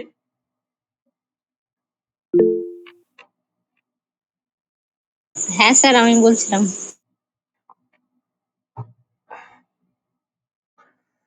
আচ্ছা, কিছু কিছু জায়গায় এরকম হবে যে তোমাদের একটু বোরিং লাগবে, হ্যাঁ, ওটা একটু সহ্য করে নিতে হবে, কারণ সব জায়গায় যে ইন্টারেস্টিং জিনিস আছে ফিজিক্সে সেটা কিন্তু নাও হতে পারে। সব জিনিস একবারে যে তোমাকে সুন্দরভাবে বোঝানো যাবে সেটাও কিন্তু হবে না, বা সব জিনিস তোমাকে বুঝতে ভালো লাগবে সেটাও কিন্তু হবে না। ফিজিক্সের ফিজিক্স কেমিস্ট্রি কিছু কিছু জায়গা থাকবে যেটা তোমাকে পড়ে নিতে হবে, আমি তোমাকে হেল্প করবো বুঝতে, কিন্তু তারপরে তোমাকে ভালো লাগবে না বুঝতে কোনো একটা টপিক, বা পড়তে ইচ্ছে করবে না, কিন্তু তারপরে পড়ো, কারণ এমসিকিউ কোশ্চেন কোথা থেকে দিবে বলা কিন্তু খুব মুশকিল। যেমন প্রথম জায়গা থেকে কিন্তু কোশ্চেন আসে, প্রথম জায়গা থেকে কি কোশ্চেন হবে, যে তোমাকে বলবে যে যাত্রীবাহী গাড়ি হঠাৎ চলতে শুরু করলে গাড়ির মধ্যে বসে বা দাঁড়িয়ে থাকা যাত্রীরা পিছনের দিকে হেলে পড়ে, এটা কোন ধর্মের জন্য হয়? পুরো স্টেটমেন্টটাকে তুলবে, এখান থেকে পুরো স্টেটমেন্টটাকে তুলে কোশ্চেন করবে যেটা কোন ধর্মের জন্য হয়, তাহলে এটা হচ্ছে স্থিতিজাড্যের জন্য। তার মানে কি, কনসেপ্টটা কি, যে স্থিতিজাড্যের কারণে এমনটা হয় কেন, যে গাড়ি যখন স্থির ছিল তখন আমরা আমাদের পুরো বডিটাই কিন্তু স্থির, গাড়ি যখন হঠাৎ চলতে শুরু করলো তখন আমাদের যে পায়ের পোর্শনটা থাকছে, দেহের নিম্নাংশ যেটা থাকছে সেটা যে গাড়ির সাথে সংলগ্ন হয় গাড়ির সঙ্গে গতিশীল হয়ে গেল, তাহলে দেহের নিম্নাংশ গাড়ি চলতে শুরু করলো আর দেহের নিম্নাংশ গতিশীল হয়ে গেল, কিন্তু দেহের উপরের অংশ স্থিতিজাড্যের জন্য স্থির অবস্থায় থাকতে যায়, ফলে গাড়ি চলতে শুরু করলে যাত্রীটা পেছনের দিকে হেলে পড়ে। তার মানে কি বলতে চাইলো, যে যখন স্থির অবস্থায় ছিল তখন সেক্ষেত্রে আমার পায়ের গোটা বডি স্থির অবস্থায় ছিল, গাড়ি চলতে শুরু করলো তাহলে গাড়ির সাথে কন্ট্যাক্টে কি আছে, পা, তাহলে পায়ের পোর্শনটা কি হলো তোমার চলতে শুরু করলো গাড়ির সাথে, কিন্তু উপরের পোর্শনটা কিন্তু চলতে শুরু করেনি, ও কিন্তু স্থির অবস্থায় থাকতে চাইছে স্থিতিজাড্যের জন্য, সেই জন্য আমরা পেছনের দিকে হেলে পড়ি, পা সামনের দিকে এগোচ্ছে আর উপরের পোর্শনটা স্থির অবস্থায় থাকার চেষ্টা করছে, সেই জন্য আমরা কি হচ্ছে, তাহলে পাটা সামনের দিকে এগোচ্ছে আর উপরের বস্তুটা কি হচ্ছে, সেহেতু সামনে এগোতে চাইছে না, ওই জায়গায় থাকতে চাইছে, সেই জন্য পেছনের দিকে হেলে পড়ে। আচ্ছা, এবার বাকিগুলো কিন্তু আমি পড়বো না, বাকিগুলো কিন্তু সহজ জিনিস আছে, ঠিক আছে? যেমন এখানে কি বলেছে, যে অনেক সময় খুব মসৃণ ডাইনিং টেবিলের ক্লথটিকে হঠাৎ টেনে নিলে উপরে থাকা বস্তুগুলি কি হবে, একইভাবে থেকে যায়। দেখবে খুব জোরে যদি ডাইনিং এ কোনো কিছু আছে, বোতল টোতল বা কোনো কিছু আছে, কোনো অবজেক্ট আছে, হঠাৎ করে ডাইনিং টেবিলটাকে তুমি খুব স্মুথলি টানতে পারো, তাহলে দেখবে ওখানকার জিনিসগুলো ওখানেই থেকে গেছে, ঠিক আছে? প্রথমে শুধু ওই ক্লথটার উপরে ছিল, এখন নর্মালি আছে, তাহলে এটা কিসের জন্য হয়, স্থিতিজাড্যের জন্য এই জিনিসটা হয়। আর একটা কি করি আমরা, অ্যাপ্লাই করি, যে ভারী কোট বা কম্বল পরিষ্কার করার জন্য অনেক সময় আমরা কি করি, এগুলোকে লাঠি দিয়ে আঘাত করি। এবার লাঠি দিয়ে আঘাত করলে দেখবে ধুলি বালি কণা যেগুলো থাকে সেগুলো কম্বলের সুতোর ফাঁকে ফাঁকে আলগাভাবে আটকে থাকে, এগুলি লাঠি দিয়ে আঘাত করলে কি হয়, কাপড়টি হঠাৎ গতিশীল হলো, সেই জন্য কিন্তু ধুলি বালি ওগুলো কি হচ্ছে, স্থিতিজাড্যের জন্য একই জায়গায় স্থির অবস্থায় থাকতে চায়, ফলে অবলম্বন না পেয়ে সেগুলো কি হয়, তোমার আলগা হয়ে পড়ে যায়। তাহলে যখন আমরা ভারী কোনো কম্বলকে আমরা যখন কোনো লাঠি দিয়ে বা কোনো কিছু দিয়ে মারি, তখন সেক্ষেত্রে কম্বল তো গতিশীল হয়ে গেল, কিন্তু ধূলিকণাগুলো গতিশীল হলো না, ওরা স্থিতিজাড্যের জন্য স্থির অবস্থায় থাকছে, ওই জায়গায় থেকে যাচ্ছে, তাহলে কম্বল গতিশীল হয়ে গেল, ধূলিকণাগুলো ওই জায়গায় থেকে যাচ্ছে, যার ফলে কিন্তু তোমার ওই ধূলিকণাগুলো নিচের দিকে কোনো অবলম্বন না পেয়ে স্থির পড়ছে। চারিটা তোমরা পড়ে নিও, যদি না বুঝতে পারো তাহলে আমি বলবো, কিন্তু যেহেতু অনেক বড় এক একটা চ্যাপ্টার, অনেক বড় চ্যাপ্টার, সেই জন্য আমি কিছু কিছু জায়গায় স্কিপ করে বেরিয়ে যাবো। ক্লাস 9 এ যখন পড়ায় তাহলে এই চ্যাপ্টার গুলো পড়াতে গিয়ে তোমার অনেক সময় লেগে যায়, তোমাদের ক্ষেত্রে সেই জিনিসটা হবে না, তোমরা অনেক জিনিসই, যেহেতু আমাদের ব্রেন অনেক অ্যাডভান্স হয়ে গেছে এখন, অনেক জিনিসই আমরা একবার পড়লেই বুঝতে পারবো। আচ্ছা, গতিজাডের একটা উদাহরণ কি, আমাদের মাথার উপরে তাহলে যে ধর্মের জন্য গতিশীল বস্তু সমবেগে সরলরেখায় গতি বজায় রাখার চেষ্টা করে তাকে আমরা গতিজাত বলবো। তোমরা নিশ্চয়ই ফ্যানের নিচে বসে আছো, ফ্যানের সুইচ অফ করে দেওয়ার পরে দেখবে ফ্যানটা ঘোরে। এটা কিসের জন্য হচ্ছে? গতিজাতের জন্য হচ্ছে। কারণ ও ওর গতির ধর্মটাকে বজায় রাখতে চেষ্টা করে। এবার থেমে যায়, তার কারণ হচ্ছে গিয়ে তোমার বায়ুজনিত বাধা আছে, ঠিক আছে, যেটাকে অবলম্বন করে ঘুরছে, সেখানে ফ্রিকশনাল প্রবলেম হচ্ছে, তো সেই জন্য থেমে যায়। আচ্ছা, গতিজাতের আরেকটা উদাহরণ কি, এটাও দেয় পরীক্ষাতে, দুটোই ইম্পর্টেন্ট এখানে, যে যাত্রীবাহী চলন্ত গাড়ি হঠাৎ থামলে গাড়ির মধ্যে বসে থাকা বা দাঁড়িয়ে থাকা যাত্রী এবার কোন দিকে ঝুঁকে পড়বে? সামনের দিকে ঝুঁকে পড়বে। কারণ কি? যে এটা হচ্ছে গতিজাতের জন্য হয়। কারণ যখন গাড়ি গতিশীল ছিল তখন গোটা বডি আমার গতিশীল। গাড়ি হঠাৎ দাঁড়িয়ে গেল, তাহলে দেহের নিম্নাংশ পা স্থির হয়ে গেল। কিন্তু গাড়ির উপরের পোর্শনটা কি হচ্ছে? যাত্রীর উপরের অংশ যেটা, সেটা গতিজাতের জন্য তোমার গতির অবস্থাটাকে বজায় রাখার চেষ্টা করে, ফলে যাত্রীরা সামনের দিকে ঝুঁকে পড়ে। মানে গাড়ি চলছে 40-এ, তাহলে আমার গোটা বডিও কিন্তু 40 কিলোমিটার গতিবেগে চলছে। হঠাৎ করে কি হলো? গাড়ি ব্রেক কষলো, মানে পা সংলগ্ন জায়গাটা কি হলো? গতিবেগ তোমার 0 হয়ে গেল। গাড়ি ব্রেক কষলো, পা যেহেতু গাড়ির সাথে কন্ট্যাক্টে আছে, তাহলে গাড়ি আমার পায়ের পোর্শনটা কি হয়ে গেল? ভেলোসিটি 0 হয়ে গেল। সেই জন্য ওটা স্থির হয়ে গেল। কিন্তু আমার বডির উপরের পোর্শনটা কি হচ্ছে? গতিবেগটাকে মেইনটেইন করতে চেষ্টা করছে। 40 আছে, 40-এ থাকার চেষ্টা করছে। সেই জন্য আমরা কি করি? সামনের দিকে ঝুঁকে পড়ি। পরের জিনিসগুলো আর পড়বো না, ঠিক আছে?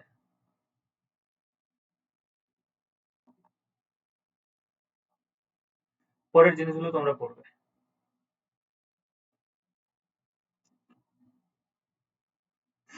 যতগুলো আছে তোমরা পড়বে।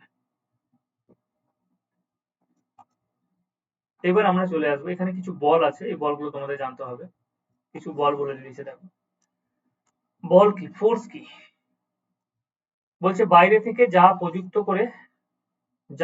করে সেটাকে প্রভাব বলে। এই প্রভাবটাই হচ্ছে ফোর্স। বাইরে থেকে যা প্রযুক্ত করে স্থির বস্তুর স্থিরাবস্থা অথবা গতিশীল বস্তুর সমাবেগে সরলরেখায় গতির অবস্থাকে পরিবর্তন করে বা পরিবর্তন করার চেষ্টা করে, তাকে, সেই প্রভাবকে আমরা বলবো বল। বলছে বাইরে থেকে যেটা আমি প্রয়োগ করব, বাইরে থেকে যা প্রযুক্ত করবো, যেটা প্রভাব একটা, যেটা দরুন কি হয়ে যাবে? স্থির বস্তু কি হয়ে যাবে? স্থির বস্তু স্থিরাবস্থা অথবা গতিশীল বস্তুর সমাবেগে সরলরেখায় গতির অবস্থাকে পরিবর্তন করে। তার মানে কি? যে স্থির বস্তুটা গতিশীল হয়ে যাবে এবং গতিশীল বস্তুটা স্থির হয়ে যেতে পারে। তাহলে এই যে প্রভাব, এই প্রভাবটাকে আমরা কি বলবো? বল বলবো। বল হচ্ছে গিয়ে বলের মান এবং অভিমুখ, যখন আমরা বল প্রয়োগ করি তখন পার্টিকুলার একটা দিকে করি, তাহলে এটা মান এবং অভিমুখ দুটোই আছে, সেই জন্য এটাকে আমরা কি বলবো? ভেক্টর রাশি বলবো। আচ্ছা, প্রতিমিত বল কি? আমি জাস্ট দেখো, তোমরা ডিটেলসে পড়বে, ঠিক আছে, আমি সংক্ষেপে বলে দিচ্ছি, এটা আমি এতগুলো বলতে যাব না। প্রতিমিত বল মানে কি? যে একটা অবজেক্টের উপরে দুটো বল প্রয়োগ হচ্ছে এবং যার ফলে বস্তুটা কি হচ্ছে? দেখো, বোথ সাইডে, দুই সাইডে কি হচ্ছে? ধরে নাও এদিকেও 5 নিউটন বল প্রয়োগ করা হচ্ছে, এদিকেও তোমার 5 নিউটন বল প্রয়োগ করা হচ্ছে, তাহলে ব্যালেন্স হয়ে যাচ্ছে, এদিকেও 5 নিউটন, এদিকেও 5 নিউটন, এদিকেও 5 নিউটন বল, এদিকেও 5 নিউটন বল, তাহলে বস্তুটার কোনো রকম ত্বরণ হবে না বা সরণ হবে না, ঠিক আছে, ওই যেখানে ছিল সেখানেই থাকবে। তাহলে একটা বল আরেকটা বলকে প্রতিমিত করে দিচ্ছে, সেই জন্য এটাকে আমরা বলবো ব্যালেন্সড ফোর্স বা প্রতিমিত বল। তাহলে কার্যকর বল কি? তাহলে কার্যকর বল হচ্ছে এমন একটা বল, যেই বল কোন একটা বস্তুর উপর ক্রিয়া করার ফলে বস্তুটার মধ্যে কি হবে? ত্বরণ সৃষ্টি হবে, বস্তুটার গতিবেগের কি হবে? পরিবর্তন হবে। তখন সেই বলকে আমরা কি বলবো? কার্যকর বলবো। দেখো, আমি এতগুলো লাইন কিন্তু বলতে গেলাম না, ঠিক আছে, আমি জাস্ট একটা লাইনে তোমাদের বলে দিলাম। এবার তোমাদের দায়িত্ব হচ্ছে পুরো জিনিসটাকে একটু পড়ে বোঝা কি বলতে চাইছে, ওই জিনিসগুলোই বলবে। এবার বলকে আমরা পরিমাপ করতে পারবো, ঠিক আছে, বলকে আমরা দেখো কিভাবে পরিমাপ করেছে, এটা এখানে একটা জিনিস দেখিয়েছে, ঠিক আছে। ধরো নাও এখানে একটা অবজেক্ট আছে বা কোনো একটা গাড়ি আছে, ধরো নাও এই যে গাড়িটা আছে, এই গাড়িটার উপরে একটা বল প্রয়োগ করা হলো, ঠিক আছে, এবং যেটা বল প্রয়োগ করা হচ্ছে, ধরো নাও এখানে একটা অবজেক্ট আছে এবং এই অবজেক্টের উপরে যেটা বল প্রয়োগ করা হলো সেটা এইভাবে করা হয়েছে, এইভাবে, ঠিক আছে, এইভাবে বল প্রয়োগ করা হয়েছে। তাহলে এইভাবে যদি বস্তুটার উপর বল প্রয়োগ করা হয়, তাহলে বস্তুটা দেখা একটা ভর কেন্দ্র আছে, সেটা যে একবারে সেন্টারে আছে, তাহলে এর সাথে এই বলটা কতটা অ্যাঙ্গেল করছে থিটা। তাহলে বস্তুটার দুটো উপাংশ পাবো। একটা উপাংশ কি? এই সাইডে পাবো একটা উপাংশ, এক্স অক্ষ বরাবর একটা উপাংশ পাবো এই সাইডে, আর আরেকটা উপাংশ পাবো সেটা হচ্ছে এই সাইডে, ঠিক আছে, আরেকটা উপাংশ আমরা পাবো, এটা আমরা কার্যতেও করবো তখন, আরেকটা উপাংশ পাবো এদিকে। এবার একটা জিনিস তোমাকে মনে রাখতে হবে, যে একটা বল যখন এরকম ভাবে কোনো একটা বস্তুর উপর তির্যক ভাবে পড়ছে বা অ্যাঙ্গেল করে যাচ্ছে, তাহলে অ্যাঙ্গেল করে বলটা প্রয়োগ করা হচ্ছে, তাহলে সেক্ষেত্রে এক্স অক্ষ বরাবর বলের যেটা মান পাবো সেটা হচ্ছে গিয়ে এফ কস থিটা, এটা মনে রাখবে। মানে বলের মানটা যদি এফ হয়, তাহলে এই বরাবর যেটা উপাংশ পাবো, এই বরাবর যেটা উপাংশ পাবো সেই উপাংশের মান কত? সেই উপাংশের মান হচ্ছে f cos θ। এবং এই বরাবর যেটা উপাংশ পাবো, এই বরাবর y অ্যাক্সিস বরাবর যেটা উপাংশ পাবো সেটা হচ্ছে f sin θ। এবার যদি বলো কি করে হচ্ছে প্রমাণ করা যায়, তো প্রমাণ এখন দরকার নেই তোমাদের, শুধুমাত্র মান মনে রাখো। ঠিক আছে, শুধুমাত্র মান মনে রাখো তাহলেই হবে। যে x অক্ষ বরাবর যেটা উপাংশ পাবো সেটা হচ্ছে f cos θ, এবং y অক্ষ বরাবর যেটা উপাংশ পাবো সেটা হচ্ছে f sin θ। বোঝা গেল?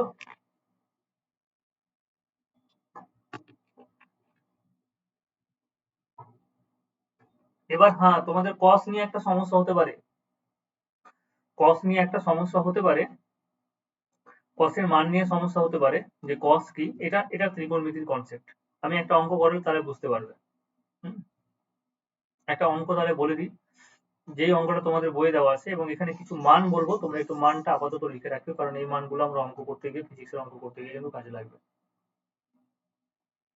কিন্তু ধরে নাও এখানে একটা বস্তু আছে, এবং এই বস্তুটার উপরে আমি এইভাবে একটা বল প্রয়োগ করলাম। এই বলের যেটা মান সেটা হচ্ছে 60 নিউটন। এই 60 নিউটন বলের জন্য বস্তুটা ছিল এখানে, বল প্রয়োগ করা হচ্ছে এরকম তির্যক ভাবে। এই বরাবর যেটা অ্যাঙ্গেল থিটা, এই থিটা কোণের মান তোমাকে বলে দিয়েছে কত? 45 ডিগ্রি। থিটা কোণের মান তোমাকে বলে দিয়েছে কত? 45 ডিগ্রি। তার মানে ভূমির সাথে, এই যে ভূমি এক্স অক্ষ, এই এক্স অক্ষের সাথে যেটা অ্যাঙ্গেল করছে সেটা হচ্ছে থিটা। তাহলে আমাকে বলেছে যেই বলটা আমি প্রয়োগ করলাম সেই প্রযুক্ত বলের উপাংশ বের করতে বলেছে এক্স অক্ষ বরাবর। এক্স অক্ষ বরাবর বলটার মান কত হবে?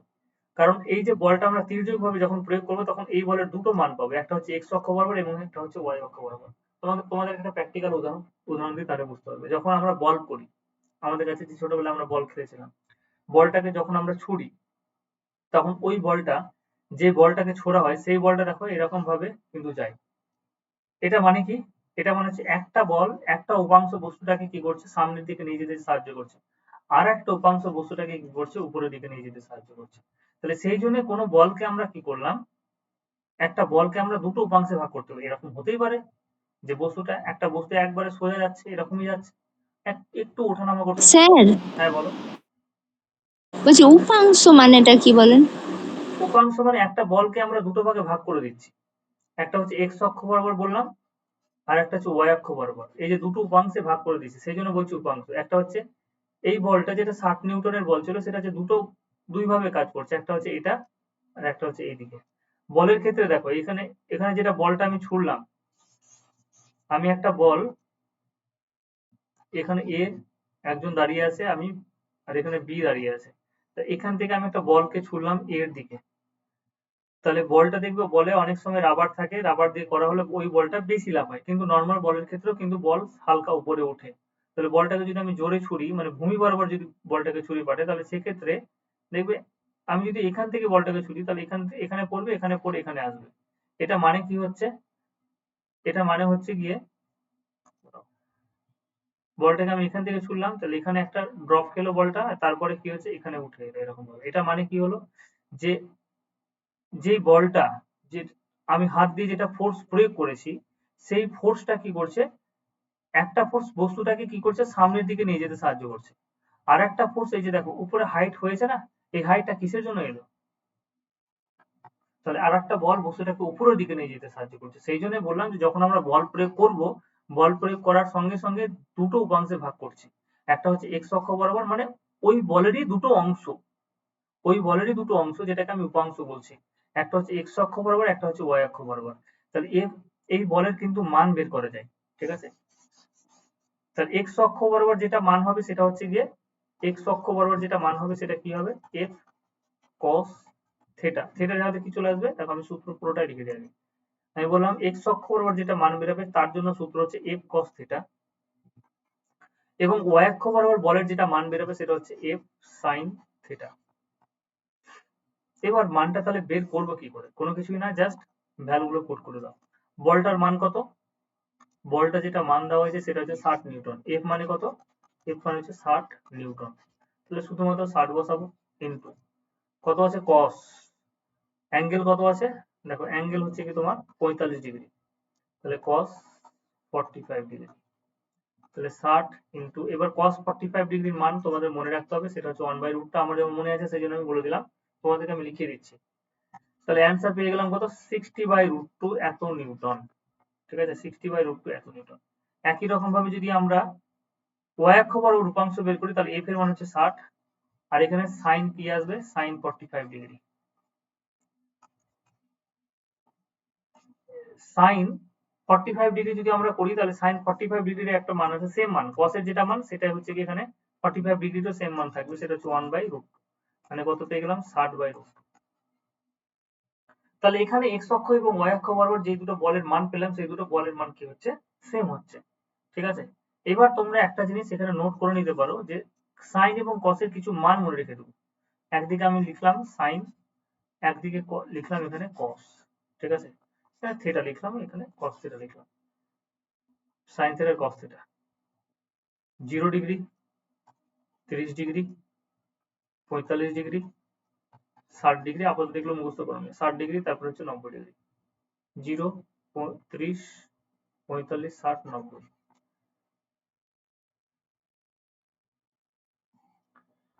সাইন 0 এর মান হচ্ছে 0, সাইন 30 এর মান হচ্ছে হাফ, সাইন 45 ডিগ্রি মান হচ্ছে 1/√2, √3/2, এবং সাইন 90 ডিগ্রি ভ্যালু হচ্ছে 1। cos 0 এর মান কত হচ্ছে, cos 0 এর মান কিন্তু সবথেকে বেশি হয়, যেটা এখানে ছিল দেখো সেটা এখানে আসবে 1। cos 30 মানে sin 60, cos 30 মানে sin 60 মানে √3/2, cos 45 sin 45 ডিগ্রির ভ্যালু হচ্ছে গিয়ে তোমার সেম। cos 60 মানে sin 30, cos 60 মানে sin 30, মানে কত হয়ে গেল, হাফ। আর cos 90 মানে sin 0, তাহলে কি হয়ে গেল, 0। তাহলে এই টেবিলটা তোমাদের একটু মুখস্থ করতে হবে। বলো, আলিয়া, অনিন্দিতা, চন্দ্রিকা, বোঝা যাচ্ছে কিনা, না বোরিং হয়ে গেল ব্যাপারটা?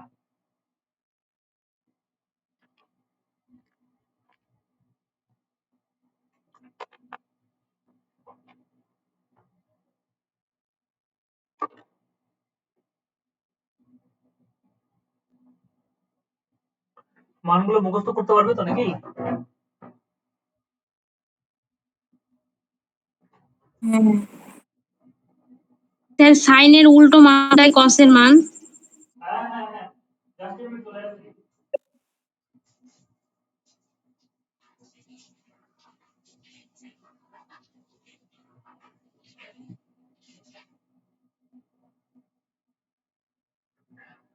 স্যার এই দুটোই কি লাগবে এখানে, নাকি এরও বেশি লাগবে? এখন আমাদের এই দুটোই লাগবে, হ্যাঁ। এই আমরা যে ও, চ্যাপ্টারটা পড়ছি, এই চ্যাপ্টারে শুধুমাত্র এই দুটোই লাগবে। তাহলে ঠিক আছে। না, এর স্যার অনেকগুলো মান আছে তো। না, এইটুকুই মান লাগবে, এবং দেখো একবারে উল্টো, সহজ পুরো মান হ্যাঁ পেতে। হ্যাঁ, সাইনের উল্টো মানটাই কসের। হ্যাঁ, সাইনের উল্টো মানটাই হচ্ছে cos। মনে কি রাখবো সেটাও তোমাদের আমি বলে দিচ্ছি, যে একটা একটা মনে রাখলে অল্টারনেট আর একটা মুখস্থ হয়ে যায়। ঠিক আছে, যখন আমি cos 0 বের করব, সবসময় 90 করার চেষ্টা করব। cos 0 মানে sin 90, আর sin 90 মানে কত, 1। যখন আমি cos 30 বের করব, তাহলে 30 এর সাথে কত যোগ করলে 90 হবে, তাহলে sin 60, sin 60 মানে √3/2। যখন আমি সবসময় সাইন কে মনে রাখবো, যখন আমি ধরো cos 45 বের করব, তাহলে sin এর 45, কারণ 45 45 90 হয়, 90 করার চেষ্টা করবে, তাহলে কত হয়ে গেল, 1/√2। এইরকম ভাবে যদি আমি cos 60 ডিগ্রি ভ্যালু বের করি, তার মানে আমি 60 এর সাথে কত যোগ করলে 90 হবে, 30, sin 30 মানে কত হয়ে গেল, হাফ। বেশ, হয়ে গেল। আমরা অঙ্ক করব, ঠিক আছে? স্যার একটু দেখান, হ্যাঁ বলো। বলছি পেজটা দেখান একটু, থামেন। আলিয়া, বননি কোথায় গেল? নেটওয়ার্ক নেই। হুম,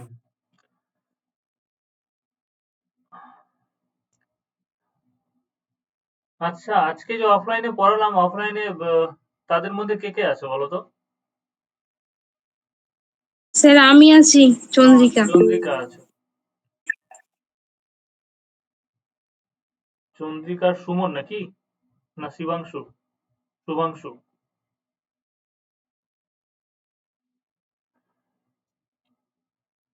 ওখানে আরো 3-4 জন ছিল, ওরা কি জয়েন করতে পারলো না, না কেমন কি?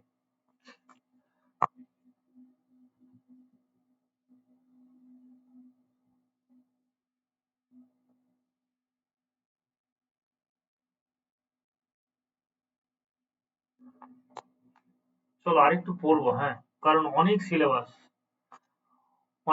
এগুলো একবার হাতে নাতে ক্লাস 9 এর মতো করে বোঝালে, এক একটা পেজ বোঝালে টাইম লাগে, কিন্তু অত সময় তো নেই, কারণ এগুলো বোঝাতে গিয়ে এক এক বছর সময় লাগবে, এক একটা চ্যাপ্টার শেষ করতে প্রায় এক একটা মাস লেগে যায়। হুম, কিন্তু অত সময় আমাদের কাছে নেই। আমি যে জিনিসটুকু বলবো, কিন্তু একটা জিনিস খেয়াল রাখো, যেটুকু বলবো তার মধ্যে থেকেই কোশ্চিন আসবে, তার বাইরে থেকে কিন্তু কোশ্চিন আসবে না। হুম, কারণ আমরা যে এই চ্যাপ্টারটা পড়ছি, তোমাদের যখন কোশ্চিন গুলো দেখাবো প্রিভিয়াস ইয়ার, এই চ্যাপ্টারটা হয়ে যাক, এই চ্যাপ্টার হয়ে গেলে আমি কিন্তু কোশ্চিন দেখাবো এই চ্যাপ্টারে। একটা দুটো চ্যাপ্টার শেষ হয়ে গেলে তখন বলতে ভালো লাগে, নাহলে কোনো কিছু বুঝতে পারবে না তখন আবার। আচ্ছা, এবার বলের উপাংশের কথা বলেছে, ঠিক আছে, ওই জিনিসটাই বলের সংযোজনের সামন্তরিক সূত্র বলেছে। বলের উপাংশের সামন্তরিক সূত্র কি বললো, যে যদি যদি কোনো বিন্দুতে ক্রিয়াশীল দুটি বল, কি বলেছে দেখো, যদি হুম, যদি কোনো বিন্দুতে ক্রিয়াশীল দুটি বলকে কোনো সামন্তরিকে দুটি সন্নিহিত বাহু দ্বারা মানে এবং অভিমুখে প্রকাশ করা যায়। তার মানে যদি কোনো বিন্দুতে ক্রিয়াশীল দুটি বলকে, তাহলে দুটি বল এখানে কি আছে দেখো, একটা হচ্ছে এই বলটা, আর একটা বল হচ্ছে এটা। এই দুটো বল এমন ভাবে আছে যে দুটো সামন্তরিকের বাহুকে রিপ্রেজেন্ট করছে। তাহলে সেই জন্য বলেছে, যদি কোনো বিন্দুতে ক্রিয়াশীল দুটি বলকে কোনো সামন্তরিকের দুটি সন্নিহিত বাহু দ্বারা, সন্নিহিত মানে কি, যে একটা বিন্দু দিয়ে দুটো বাহু উৎপন্ন হবে, এটা একটা বাহু এবং তার সাথে এটা একটা বাহু, এই দুটো হচ্ছে সন্নিহিত বাহু, সংলগ্ন দুটো বাহু, একটা বিন্দু থেকে দুটো বাহু উৎপন্ন হয়েছে। তাহলে একটা হচ্ছে এই বলটা F1, আর একটা হচ্ছে এইদিকে একটা বল, সরি, এটা হচ্ছে F2 নিয়েছে আর এটা হচ্ছে F1 নিয়েছে, এরকম। তাহলে দুটো বলকে আমরা কি করলাম, সামন্তরিকের দুটো বাহু দ্বারা মানে এবং অভিমুখে নির্ধারণ করলাম। মান মানে কি, এটার একটা নির্দিষ্ট মান আছে, ধরে নাও এটা হচ্ছে 5 নিউটন আর এটা হচ্ছে তোমার 3 নিউটন, এরকম মান এবং অভিমুখ দিয়ে আমরা চিহ্নিত করলাম। অভিমুখ দিয়ে চিহ্নিত কেন করছি, কারণ বলের একটা নির্দিষ্ট অভিমুখ আছে। বলছে তবে ওই বিন্দু থেকে, অঙ্কিত সামন্তরিকের কর্ণটি বলদ্বয়ের লব্ধি মানকে তোমার কি করবে, প্রকাশ করবে। তার মানে আমরা এই যে সামন্তরিকের কর্ণ পেয়েছি, এই কর্ণটাই কি করবে, এই বল দুটোর লব্ধি মানকে রিপ্রেজেন্ট করবে। এবার লব্ধি মানে কি, এই দুটো বলের যোগফলের সাথে সমান হবে। এই বরাবর যেটা বল উৎপন্ন হবে, সেই বলটা হচ্ছে কি এই দুটো বলের যোগফলের সাথে সমান। তার মানে F সমান হয়ে গেল F1 প্লাস F2। এই যে দেখো এখানে বলেছে লব্ধি মানে কি, যোগ করে নেব। তাহলে ওই কর্ণটা কি করবে, কর্ণ বরাবর যেটা বল হবে সেটা হচ্ছে ওই দুটো বলের লব্ধি। তার মানে কি কি বোঝাতে চাইলাম বলতো, যে এটা হচ্ছে সামন্তরিকের দুটো বাহু, একটা সামন্তরিক আমি কমপ্লিট এঁকেই নিলাম। ধরে নাও এই বরাবর একটা বল কার্যকর হচ্ছে, সেটা হচ্ছে F1, যার মান হচ্ছে 3 নিউটন সামন্তরিকের এই বরাবর। আর এই বরাবর একটা বল কার্যকর হচ্ছে, সেটা হচ্ছে F2, যেটার মান হচ্ছে 4 নিউটন। ঠিক আছে, তোমাকে বলবে যে সামন্তরিকের সন্নিহিত দুটি বাহু দ্বারা দুটি বল যথাক্রমে 3 নিউটন এবং 4 নিউটন প্রকাশ হলে ওই বল দুটির লব্ধি বলের মান কত। তাহলে তুমি যদি না জানো ফর্মুলা, তাহলে জীবনেও করতে পারবে না। তাহলে F সমান হয়ে যাবে 3 + 4, মানে কত হয়ে যাবে, 7 নিউটন। জাস্ট এইটুকু করলেই, যোগ করলে অ্যান্সার চলে এলো। এবার সামন্তরিকের এই সূত্রটা কিন্তু আমরা এমনি এমনি পড়িনি, ঠিক আছে, এর কিন্তু অ্যাপ্লাই আছে, এই যে পাখির আকাশে ওড়া কিন্তু বলের এই সামন্তরিকের সূত্র থেকেই হয়, ঠিক আছে। পাখির আকাশে ওড়াটা বলের কিন্তু এই সামন্তরিকের সূত্র থেকে হয়। তুমি ভালো করে দেখো, একটা পাখি যখন সামনের দিকে এগোচ্ছে, আমি এখানে শর্টে আসছি, যেটা এটা হচ্ছে পাখিটা, এই পাখিটা ছুটছে সামনের দিকে, আর এটা হচ্ছে পাখির একবারে ডানা, এই হচ্ছে একটা ডানা এবং এই হচ্ছে একটা ডানা। তাহলে এই ডানা দুটো দিয়ে আমরা, পাখিরা কি করে, এই ডানা দুটো দিয়ে বল প্রয়োগ করে। একটা বল কিভাবে প্রয়োগ করছে, এই বরাবর, ঠিক আছে, আর একটা বল প্রয়োগ করছে তোমার এই বরাবর, একটা বল এই বরাবর, একটা হচ্ছে এই বরাবর। তাহলে এটা কি হয়ে গেল, সামান্তরিকের হয়ে যাচ্ছে। এখানে সামান্তরিক আমি উৎপন্ন করতে পারবো, এটা হচ্ছে একটা সামান্তরিক, আমি এরকম ভাবে সামান্তরিক উৎপন্ন করে নিলাম। তাহলে একটা বল যদি এদিকে প্রয়োগ হয়, একটা বল যদি এদিকে প্রয়োগ হয়, এইদিকে প্রয়োগ হয়, তাহলে এই দুটো বলের লব্ধি বল কোন দিকে প্রয়োগ হবে, এইদিকে। ঠিক আছে, এই দুটো বলের লব্ধি বল কি হচ্ছে, এইদিকে প্রয়োগ হচ্ছে, যেটা পাখিটাকে কি করছে, সামনের দিকে নিয়ে যেতে সাহায্য করছে। ঠিক আছে, বোঝা গেল ব্যাপারটা, না বুঝতে পারলে না? দুটো বলের লব্ধি বলটা কি হবে, এই বলটা হবে, এবং এই বলটা কি হবে, পাখিটাকে সামনের দিকে নিয়ে যেতে সাহায্য করছে। তাহলে আমরা শুধুমাত্র এইটুকু জেনে রাখবো যে পাখির আকাশে ওড়াটা সামান্তরিকের সূত্র অনুসারে হয়, আর কিচ্ছু করতে হবে না, ব্যাস তাহলেই হয়ে গেল। এবার বলের বিভাজন যেটা বলেছে, যে একটি বলকে যখন দুটি উপাংশে বিভাজিত করার এই পদ্ধতিকে বলের বিভাজন বলে। তাহলে সামান্তরিকের যেটা সূত্র বললাম, ওখানে আমরা কি করেছি, যে একটা বলকে আমরা কি করলাম, তার মানে আলটিমেট হলো কি বলতো, যে এফ বলটাকে, এই যে এফ বল, এই বলটাকে দুটো ভাগে ভাগ করা যায়, একটা হচ্ছে F1 আর একটা হচ্ছে F2। তাহলে একটা বলকে তুমি দুটো ভাগে ভাগ করেছো, এই যে একটা বলকে দুটো ভাগে ভাগ করলাম,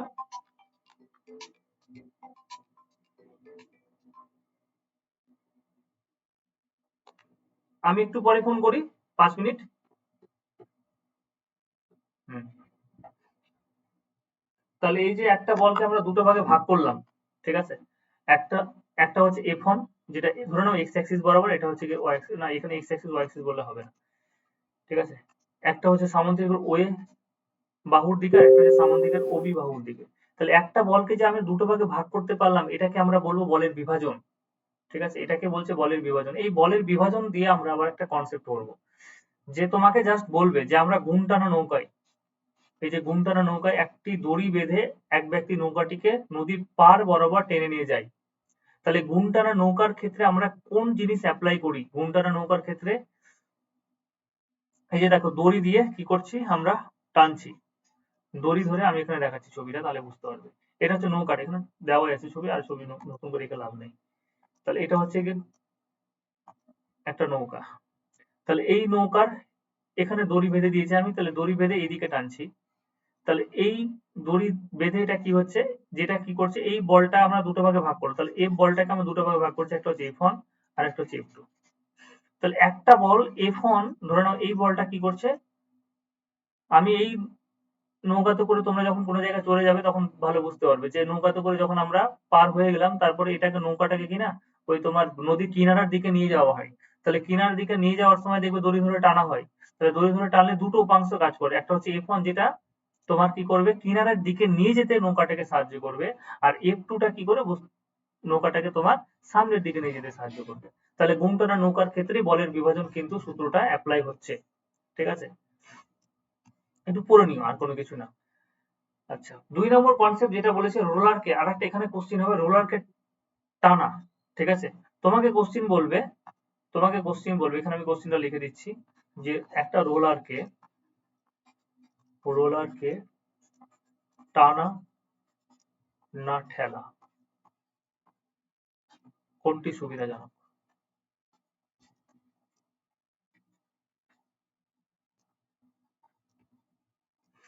কোনটা সুবিধা হবে, একটা রোলারকে যদি তুমি টানো, না একটা রোলারকে তুমি যদি ঠেলো, তাহলে কোনটা সুবিধা হবে? এখানেও কিন্তু বলের উপাংশই কাজ করছে, মানে একটা বল দুটো উপাংশে ভাগ হয়ে যাচ্ছে। দেখো এই জিনিসটা আমি ছবি এখানে বলে দিচ্ছি। তাহলে এই হচ্ছে তোমার একটা রোলার, তোমরা মাঠে দেখতে পাবে রোলারকে। ঠিক আছে, এই হচ্ছে একটা রোলার। প্রথমে রোলারটাকে কি করলাম, ঠেললাম। এবার ঠেললে তোমরা দেখবে এই পোর্শনে কিন্তু কি করা হয়, হাত দেয়। 8 জন 10 জন মানুষ এই পোর্শনে তোমার হাত দেয়। তাহলে হাত দিলে যখন বল প্রয়োগ করবো, তখন এই বরাবর করবো। তাহলে এই বরাবর তুমি যদি বল প্রয়োগ করো, তাহলে দুটো উপাংশে নিয়ে নিব। ঠিক আছে, একটা হচ্ছে এইভাবে, আর একটা হচ্ছে গিয়ে এইভাবে, দুটো উপাংশে ভাঙবে। এইভাবে যেটা বল যাবে, সেই বলের উপাংশটা এই বরাবর একটা হবে, আর একটা উপাংশ এই বরাবর হবে। আচ্ছা, এটা হচ্ছে ঠেলার ক্ষেত্রে, আমরা কি করছি, ঠেলছি, এখানে হাত দিয়ে এখানে বস্তুটাকে ঠেলছি। ঠিক আছে, এখানে হাত দিয়ে আমরা কি করলাম, বস্তুটাকে ঠেলা হলো। এবার যদি এই বস্তুটাকে আমরা টানি, ঠিক আছে, টানার ক্ষেত্রে কি হচ্ছে একটু দেখেন, এটা এখানে হাত দিয়ে আমি কি করছি, টানছি। তাহলে টানতে গেলে কি হচ্ছে, এই বরাবর একটা বল কার্যকর হচ্ছে, এই বরাবর। তাহলে এর উপাংশ কি হবে, একটা হচ্ছে এইদিকে আর একটা হচ্ছে এইদিকে। এই বলের উপাংশ এইভাবে হবে। তাহলে এটা যদি এফ বল হয়, দুটো উপাংশ পেয়ে গেলাম, একটা হচ্ছে F1 একটা হচ্ছে F2। এটা যদি এফ হয়, এটা ধরে নাও F1 আর এটা হচ্ছে ধরে নাও F2। তাহলে এবার আমাকে বলো যে কোনটা সুবিধা হবে, ঠেলতে সুবিধা হবে না টানতে সুবিধা হবে, বলতে পারবে? একটা রোলারকে যদি আমরা ঠেলি, টান হ্যাঁ, টানাটা সুবিধাজনক হবে, টানাটা হচ্ছে সুবিধাজনক বেশি। কেন হচ্ছে একটু দেখে নাও। যে যখন আমরা ঠেলছি, ঠেলার সময় একটা উপাংশ নিচের দিকে কার্যকর হচ্ছে, আর নিচের দিকে তো কার্যকর হচ্ছেই, সঙ্গে সঙ্গে নিচের দিকে আরেকটা বল কার্যকর হচ্ছে। কি বল কার্যকর হচ্ছে বলতো? এবার আবার আরেকটা বল কার্যকর হচ্ছে, সেটা হচ্ছে বস্তুর ওজন। তাহলে বস্তুর ওজন তো নিচের দিকে কার্যকর হচ্ছে, এবং এখানেও বস্তুর ওজন কি হচ্ছে, নিচের দিকে কার্যকর হচ্ছে। ডব্লিউ সমান হচ্ছে এমজি। তাহলে প্রথম ক্ষেত্রে যখন আমরা ঠেলছি, এই ঠেলার ক্ষেত্রে কি হচ্ছে, যেদিকে বস্তুটার ওজন কার্যকর হচ্ছে সেই দিকেই F2 বলটাও কার্যকর হচ্ছে, যার ফলে কি হচ্ছে, যে ওজনটাকে আরো বাড়িয়ে দিচ্ছে। যেদিকে তোমার ওজন আছে সেই দিকে একটা উপাংশ F2 কাজ করছে, যার ফলে কি হচ্ছে, বস্তুর ওজনটাকে আরো বাড়িয়ে দিচ্ছে। তখন কি হবে, এই যে উপাংশ যেটা সামনের দিকে বস্তুটাকে নিয়ে যাবে, সেটা কি হয়ে যাবে, ততটা এফেক্টিভ হবে না, মানে সেটার মান অনেক বেশি প্রয়োগ করতে হবে, তাহলেই সামনের দিকে যাবে। কিন্তু যখন আমরা টানবো, এই একটা উপাংশ তোমাকে বস্তুটাকে সামনের দিকে নিয়ে যেতে সাহায্য করবে, আর একটা উপাংশ কি হয়েছে, বস্তুর যেটা ওজন, সেই ওজনকে প্রতিমিত করার চেষ্টা করবে। বস্তুর যেটা ওজন থাকবে সেই ওজনটাকে কমানোর চেষ্টা করবে, কারণ এই উপাংশটা উপরের দিকে কার্যকর হচ্ছে, যেখানে বস্তুর ওজন নিচের দিকে কার্যকর হচ্ছিল। তাহলে একটু হালকা করে দিব বস্তুটাকে, এই উপাংশটা। সেই জন্য বস্তুটাকে কি হবে, টানলে সুবিধা হবে। সেই জন্য বলে যে রোলারকে ঠেলা অপেক্ষা টানা হচ্ছে বেশি সুবিধাজনক। বোঝাতে পারলাম? বুঝতে পারলে? স্যার আর একবার বুঝালে বেশ ভালো হয়। আচ্ছা, বলে দিচ্ছি, দেখো, একটু ভালোভাবে শুনবে, ঠিক আছে? একটা বস্তুর ওজন, কোন একটা বস্তু এখানে আছে, এই বস্তুটার ওজন সবসময় নিজের দিকে কার্যকর হচ্ছে, এমজি। এটা হচ্ছে বস্তুর ওজন। আমরা যে বসে আছি, তোমরা যে দাঁড়িয়ে আছো, তোমার ওজন কিন্তু সবসময় নিচের দিকে কার্যকর হচ্ছে, আমাদের ওজন। একটা বস্তুর অবজেক্টেরও কি হবে, ওজন সবসময় নিচের দিকে কার্যকর হয়। তাহলে এই বস্তুটাকে যখন আমরা এরকম ভাবে বল প্রয়োগ করবো, মানে ঠেলবো, এই বরাবর আমরা কি করছি, হাত দিয়ে, এই জায়গায় আমরা হাত দিয়ে ঠেলছি। তাহলে ঠেলার সময় কি হচ্ছে, দুটো উপাংশ, একটা হচ্ছে এইদিকে, ঠিক আছে, এই বলটার দুটো উপাংশ, একটা হচ্ছে এইদিকে আর একটা হচ্ছে নিচের দিকে। 90 ডিগ্রিতে উপাংশ ভাঙবে, ঠিক আছে? এটা পুরোটা 90 ডিগ্রি, এটা পুরোটা হচ্ছে 90 ডিগ্রি। একটা হচ্ছে সামনের দিকে, একটা হচ্ছে নিচের দিকে। তা নিচের দিকে দেখো দুটো বল কার্যকর হয়ে গেল, একটা হচ্ছে বস্তুর ওজন mg, আর একটা হচ্ছে F2। দুটো বল কার্যকর হয়ে গেল। এই দুটো বল কার্যকর হয়ে যাওয়ার জন্য নিচের দিকে যখন F2 এবং mg দুটো বল নিচের দিকে কার্যকর হয়েছে, তখন বস্তুটার ওজনটা আরো বেশি বেড়ে যাচ্ছে। তাহলে বস্তুটার ওজনটা যদি আরো বেশি বেড়ে যায়, তখন সেক্ষেত্রে তোমার ঠেললে বেশি তোমার শক্তি লাগবে, ঠেললে বেশি কষ্ট হবে, এবং ঠেললে বেশি শক্তিও লাগবে, ঠিক আছে? এই যে তুমি ঠেলছো, তোমার সামনে একটা উপাংশ কাজ করছে, এটা তোমার বেশি, আমার ফ্রুটফুল হবে না, বেশি শক্তি লাগবে। কিন্তু যদি আমি টানি, এই বস্তুটাকে, রোলারটাকে ধরে যদি টানি, তাহলে টানার সময় কি হচ্ছে, দুটো উপাংশ কাজ করছে, একটা হচ্ছে F2 আর একটা হচ্ছে F1। তাহলে mg হচ্ছে গিয়ে, দেখো বস্তুটার ওজন mg হচ্ছে নিচের দিকে, আর F2 হচ্ছে, F1 যেটা কার্যকর হচ্ছে সেটা বস্তুর ওজনের বিপরীত দিকে কার্যকর হচ্ছে। তাহলে সেক্ষেত্রে কি হয়ে যাবে, F1 উপরের দিকে কার্যকর হলো। তাহলে F1 টা উপরের দিকে কার্যকর হলে সেক্ষেত্রে কি হয়ে গেল, বস্তুর যেটা ওজন ছিল সেই ওজনটাকে কমিয়ে দিল কিছুটা। মানে ধরে নাও আমি ওজন নিয়েই নিচ্ছি, এটা হচ্ছে 50 কিলো, আর F1 যেটা বল সেটা হচ্ছে 20 কিলো। তাহলে 50 আর 20, 50 থেকে 20 কি হয়ে যাবে, 50 থেকে 20 তোমার বাদ হয়ে গেল, মানে 30 কিলোর বস্তুটা হয়ে গেল এখন। তাহলে এখন 30 কিলোর বস্তুটাকে যখন আমরা টানবো, তখন এই উপাংশটা দেখা গেল ইজিলি টেনে নিয়ে চলে যাচ্ছে, এই উপাংশটা ইজিলি টেনে নিয়ে চলে যাচ্ছে। কিন্তু প্রথম ক্ষেত্রে যখন আমরা কি করেছিলাম, বস্তুটাকে ঠেলেছিলাম, ঠেলার ক্ষেত্রে কি হচ্ছে, যে দুটো উপাংশ যখন ভাগ করলাম, বস্তুটার ওজন তো 50 কিলো ছিল, তার সাথে সাথে আবার 30 কিলো, তোমার 20 কিলো বলটাও জুড়ে গেল, তখন বস্তুটার ওজন কত হয়ে গেল, 70 কিলো হয়ে গেল। এই 70 কিলো হয়ে যাওয়ার জন্য এই 70 কিলো বস্তুর ওজন তো বেড়ে গেল, তাহলে বেড়ে গেলে কি হবে, টানতে তখন আমার বেশি কষ্ট হবে। সেই জন্য আমরা বলবো যে ঠেলা অপেক্ষা টানা বেশি সুবিধাজনক।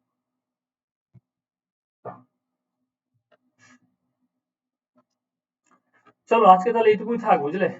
11টা বেজে গেল, আজকে এইটুকুই থাক। এর পরের দিন আমরা এই চ্যাপ্টারটাকে যতটা হবে কমপ্লিট করব, টাইম তো লাগবেই। এই চ্যাপ্টারটাকে পুরোটা কমপ্লিট করে যতটা হয়। আজকে একটু প্রথম দিকে লেটও হয়ে গেছে, তাহলে তোমাদের ধরে রাখো, যদি এরকম হয়, তাহলে পরপর দুটো ক্লাসও হতে পারে, কারণ সময় বেশি নেই। এই মাসের মধ্যে আমাকে ইম্পর্টেন্ট চ্যাপ্টার গুলো শেষ করতে হবে। তো ধরে নাও যে 2-2.5 ঘন্টা করে, এরকম হতে পারে যে 1.5 ঘন্টা, মাঝখানে 30 মিনিট ব্রেক দিলাম, তারপর আবার 1.5 ঘন্টা পড়ালাম, কারণ ম্যাথ আছে এবং তোমার ফিজিক্স কেমিস্ট্রি আছে। বায়োলজি তো হয়ে যাবে, বায়োলজি খুব একটা বেশি চাপ হয় না, ফিজিক্স কেমিস্ট্রি বুঝতে বেশি সমস্যা হয়ে যায়। তার মধ্যে কেমিস্ট্রি কম কোশ্চিন থাকে, ফিজিক্সই বেশি কোশ্চিন দেখছি তোমাদের। ঠিক আছে, কারো কোনো জিজ্ঞাসা আছে বলো। স্যার এরপরে নেক্সট ক্লাস কবে হবে? এরপরে নেক্সট ক্লাস হচ্ছে কি তোমাদের সোমবার। নেক্সট ক্লাস সোমবার। সোমবারের আগে দেখি যদি নিতে পারি তাহলে নিয়ে নিব। আগে আমরা দেখি যে আপনাদের অফলাইনে ব্যাচে তোমরা যে কজন এসেছিলে 8-9 জন, ওই 8-9 জন নিয়ে এখানে করা যায় কিনা, দেখি কতজন আসে। ঠিক আছে। হুম।